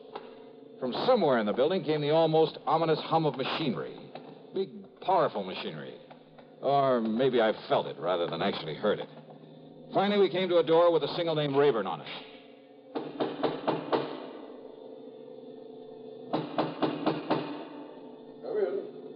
Come in, Mr. Dollar. Dr. Rayburn? Come in and sit down, Mr. Dollar. Thanks. Only how do you stand it in here, Doctor? I beg your pardon? Well, compared with this place, the city morgue is real cheerful. I'm afraid these buildings were put here not for decoration, but to carry on the very important scientific work we have undertaken. Yeah, something to do with rocketry, I understand. Partially. And does that mean space probes, lunar shots, atomic missiles, and so on? Yes, something of the sort. Now, the time is of the very essence, Mr. Dollar. I take it Mr. Reed of Floyd's of England was somewhat vague about why I asked for you? Oh, that's the understatement of the week. But he told me something's been stolen. Yes. A minutely small quantity of a highly radioactive substance that is vital to a new concept in cyclotrons. That is to say, atom smashing. Oh, something like radium or uranium or strontium or... Yes, something like one of those elements. The point is that outside of the protective paramagnetic field in which we keep it here, it can become dangerous, terribly dangerous, within a matter of hours. Oh, how dangerous? The tiny amount in the container that was stolen. That container, made of lead, is no larger than this book, by the way. Well, Dollar, although its chain reaction is limited, there's enough in that container to wipe out a small city. But you said within a matter of hours, Doctor. The chain reaction could begin in anywhere from 4 to 6 hours from the time it left here, depending on temperature and whatever shocks and vibration to which it might be subjected. Then unless it's found and brought back here... Exactly. That is why I was afraid to wait for the men to get up here from Washington. But you have told them about this. I've told them everything. They promised to have men up here immediately. Do you know exactly when the stuff was stolen? It's now 9:34. Yeah. Dr. Rallanoff left here with this material at exactly 7:46. Rolinoff? Dr. Igor Rolinoff, the man who stole it from us. But if you know... If only he knew the potential, the terrible potential destructive power of this thing he's carrying about with him. You must find him, Mr. Dollar. It must be returned to us before it's too late. Here's Hollywood star Mona Freeman. Who feels like acting with a miserable cold? I relieve cold distress the fast way with 4-way cold tablets. Yes, tests of all the leading cold tablets proved 4-way fastest acting.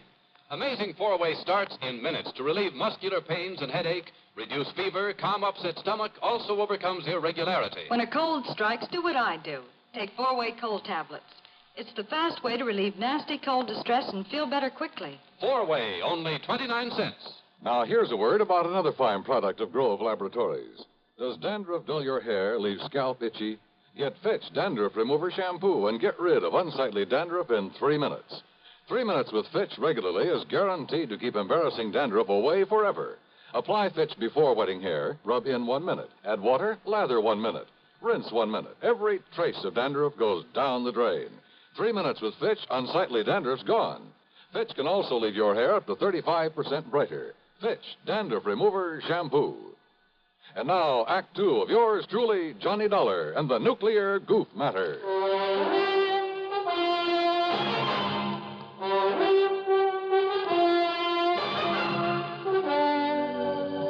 Yes, Mr. Dollar.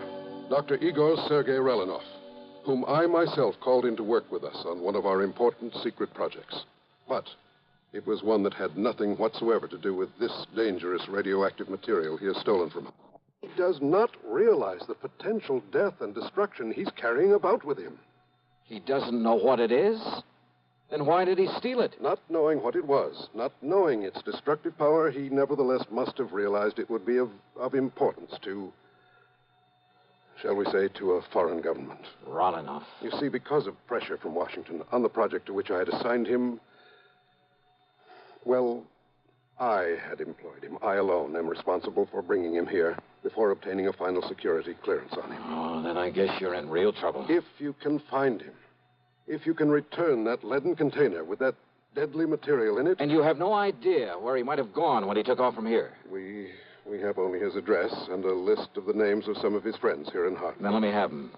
Yes, of course. I'll have my secretary get them for you right away. I don't know who your contacts in Washington are, but have you notified the FBI of this? Not yet.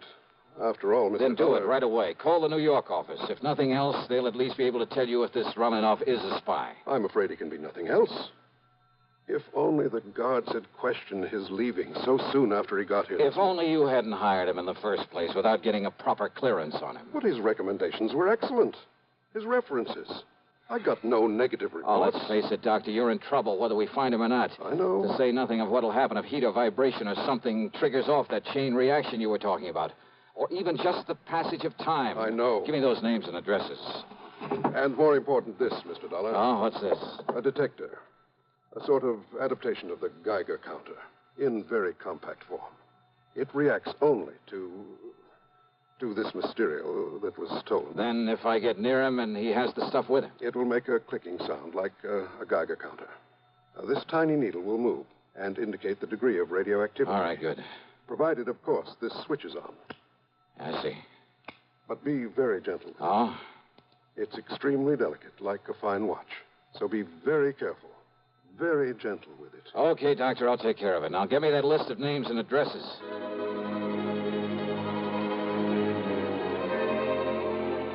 Expense account item 2420 for a tank full of gas, and I really stepped on it getting back to town. The delicate little instrument on the seat of the car beside me. Simple-looking device. A tiny metal box with a switch on the front, a dial on the face of it with a needle pointing at 0, even when I turned on the switch. Even the radium on the dial of my wristwatch got no response from it. I decided to go first to Rolinoff's address, way the other side of town, south of Colt Park. Then it suddenly occurred to me that in all the rush, I'd failed to get a description of the man I was looking for, or even a photograph of him. Oh, sure, with a name like Rolinoff and a scientist, it wouldn't be too hard to picture him mentally in a general sort of way.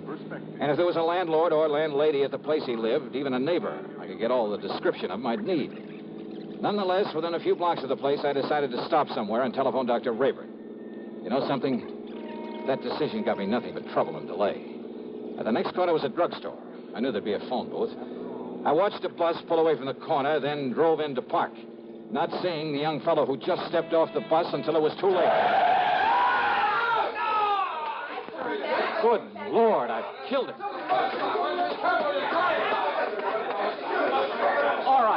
All right, folks, please, listen. Look, it was an accident. Now, look, he'll be okay. Come on, help me, somebody, will you, please? Pick up his bag there, and I'll get him to a hospital. Help me, will you? Here, I'll help you, mister. You think he's still alive? Yeah, he's still alive. He'll be all right. Please, open the door for me. For sure. And here's his briefcase. Toss it in back. Sure. There. Now, when the police come, tell them I've taken him over to General Hospital, please, will you? Yeah, sure.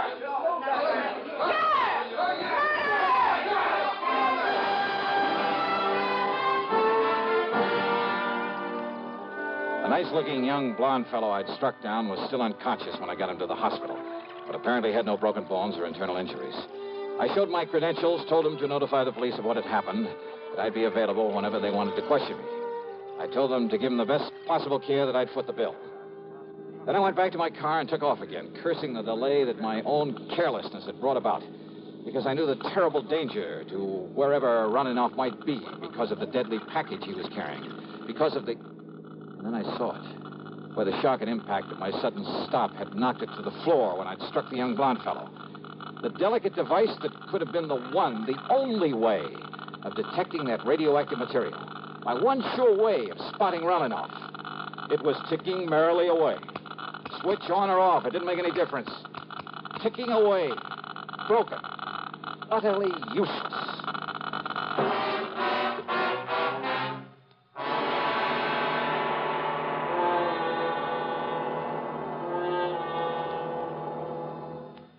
We'll continue with the third act of yours truly, Johnny Dollar, in exactly 1 minute.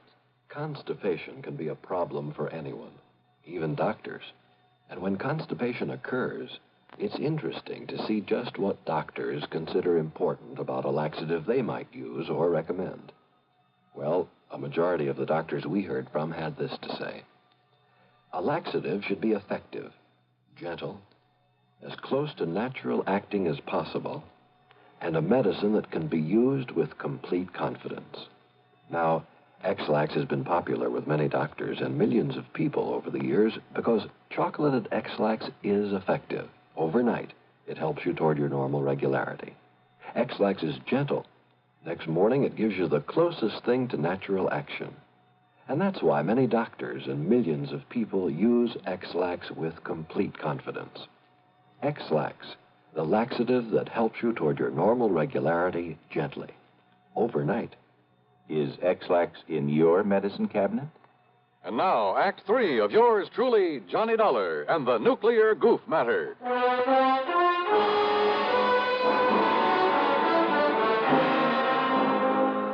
Driving fast, but a lot more carefully, I went to Running-Off's address. On a nondescript sort of side street, it turned out to be a rather cheap-looking rooming house. Hardly the kind of place you'd expect to be the residence of an important scientist. But it was the address Dr. Rabin had given me. And if I could find there some clue as to where he was, where he'd gone. Come on. What's the matter with you? This door ain't locked. Listen, ma'am. You Mr. Parker, the man that telephoned? Partner? No, listen. Dr. Running-Off's room. Room? Well, he's got 3 of them, regular apartments. Yeah, where? Only you won't find him there. Not him, anyway. Where, I said. Please, come on. Well, it's up on the 3rd floor. Okay, thanks. That's the whole floor he has. Okay. Who are you? What do you want, anyhow?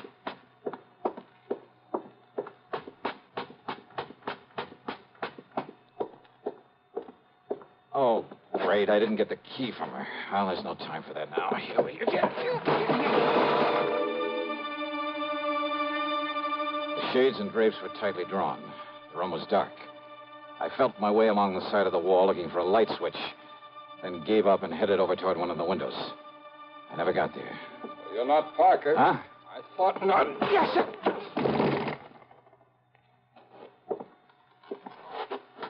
No bag with you, so you weren't rolling off either. Okay, then, buddy, let's have some light in here and see who you are. you're one of his pals, come here to... What? No, you can't. Oh. Brother, you certainly look like... Well, maybe you got some identification. This card case of it. Holy smoke, it is. Now, you just look at here, mister. here. When I let you in here, you Sir, didn't say will you anything listen to like me? this was going to I happen. haven't got time to explain. Just get me some water and a towel and a washcloth, please. Go ahead. You listen here. Will you mister. please do as I tell you? Now go ahead. Yes, sir. Johnny. Come here, Johnny. Hi. Look, I'm sorry, old man. I had no idea it was you that you'd be coming up here. Johnny boy, can you hear me? Johnny. Here. Stace. That's right. Now, come on. Take it easy now. Stacy Ringler. That's right, Johnny. Look, I'm sorry. FBI. No, Johnny, I'm with Nucleonic Investigation Department now. Easy, baby. Then it's you I got to thank for this. Yeah, Johnny, and I'm sorry as the devil. I had no way of knowing it was... You all right? All right, now listen to me, Johnny. Yeah, Stacy. Listen. You're working on that stuff that was stolen from nuclear processing? Yeah, that's... Harry Parker and I came up from Washington on it. Yeah, We Parker came in went- by jet. Now listen. Ralanoff must have thought he had plenty of time, that they wouldn't miss that stuff until tomorrow when they planned to work on it. Uh-huh. Well, rather than arouse suspicion by galloping out of town, he was taking his time. But we got here in a big hurry. All right. I holed up here in his rooms, and Parker was checking on how he'd get over here from that plant in case he came back here. Are you listening to me? I'm listening. Go ahead. He was there in the drugstore at the bus stop. He was about to close in on Ralanoff when you ran him down. When I what? You ran him down, Johnny. Ralanoff, with your car. That young, good-looking blonde guy? Yes. That was Ralanoff? That was Ralanoff. And Stace. Parker couldn't get through to him with that crowd around him. He didn't have time. He just saw you pile him into your car and take off. And I, not knowing who he Well, was... thanks to a couple of traffic cops where you tore through some red lights, he traced you to the hospital. You'd left, but he put the cuffs on Ralanoff. And you didn't know who he was. Oh, I was kicking myself for my goof and Well, running baby, him that's down. the greatest goof you ever pulled. Well, now, wait, Stace. Yeah? The radioactive material. Well, that we haven't got yet, or any sign of it. Then somebody in that mob That's must right, have... Johnny. But don't you see, unless we can find that stuff. I know, and there isn't much time. Come on, Stace. The only thing we can do is start the search for it there at the bus stop.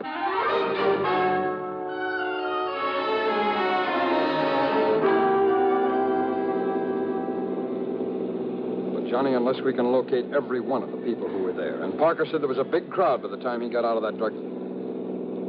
Hey, where'd you get this? Detector for radioactivity. Yes, I know. Where'd you get it? Dr. Rayburn gave it to me. Thank heaven the darn thing is run down now. It's what? It fell off the seat. It must have got busted. What do you mean? It was clicking like mad, even with the switch off. Busted. No. Huh? Busted or not, Johnny, there's only one thing in the world that could have made it operate. So don't you see, until it ran down, the tiny battery that was... You're sure of that? Of course I am. Now, where was it when you heard it make the clicking? Johnny, what's the matter? Good Lord. Well, yeah, come on. Look, behind the seat. What is it? This briefcase of yours back there? Stace, the man who helped me put him in the You got car. This thing. It weighs a ton. Gently, Stace. What? Not mine. Ralanoff's. Then it's weight. The lead container with the stuff in it. Then your goof really paid off. Oh. Yeah. What time is it? It's 11:38. 39. Could go off in 4 to 6 hours. After 7:46 this morning. That means we have exactly 7 minutes. Yeah. Johnny, you think we can make it back to the plant in time? Unless some sudden change in temperature, some shock, a vibration sets it off. I'll drive as fast as I dare. Okay, Johnny. Hold it gently, Stace. Yeah. And maybe you'd better pray a little. Yeah.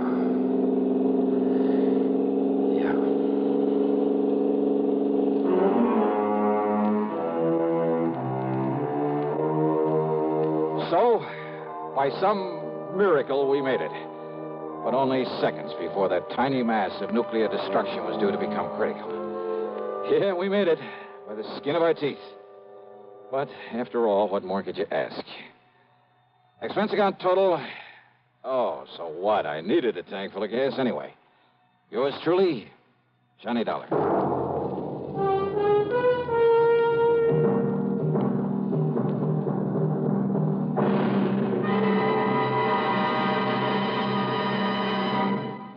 Now our star has a word or two for you about next week's show. Thank you, Daniel. You're a good man. Well, thank you, Johnny. We're going to miss you.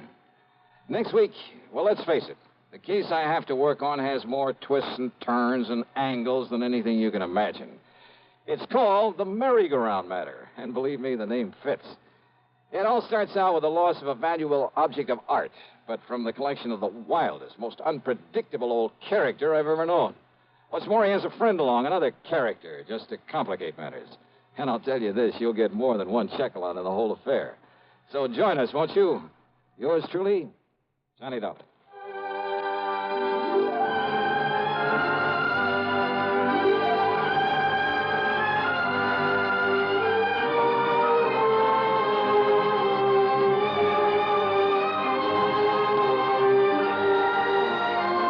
Yours truly, Johnny Dollar, starring Bob Bailey, originates in Hollywood and is written, produced, and directed by Jack Johnstone. Heard in our cast were Virginia Gregg, G. Stanley Jones, Bartlett Robinson, Sam Edwards, and Stacey Harris. Be sure to join us next week, same time and station, for another exciting story of yours truly, Johnny Dollar.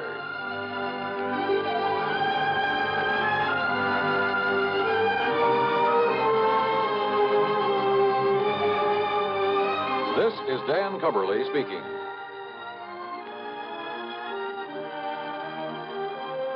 This is the CBS Radio Network.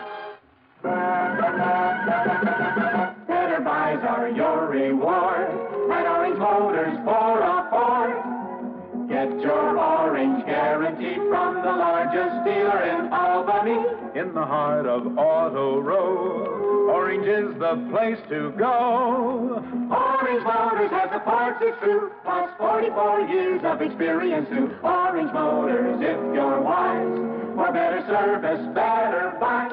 Talk about service. Do you know about Control Tower service? Come to Orange Motors, 799 Central Avenue, and see the most efficient automobile service department in Eastern New York. 44 years of experience. Get quality work and get it fast at Orange Motors, 799 Central Avenue, Albany. Better Ford buys, used or new, at 799 Central Avenue. Orange Motors, if you're wise, for better service, better buys. Radio 59, WROW, serving Albany, Troy, and Schenectady.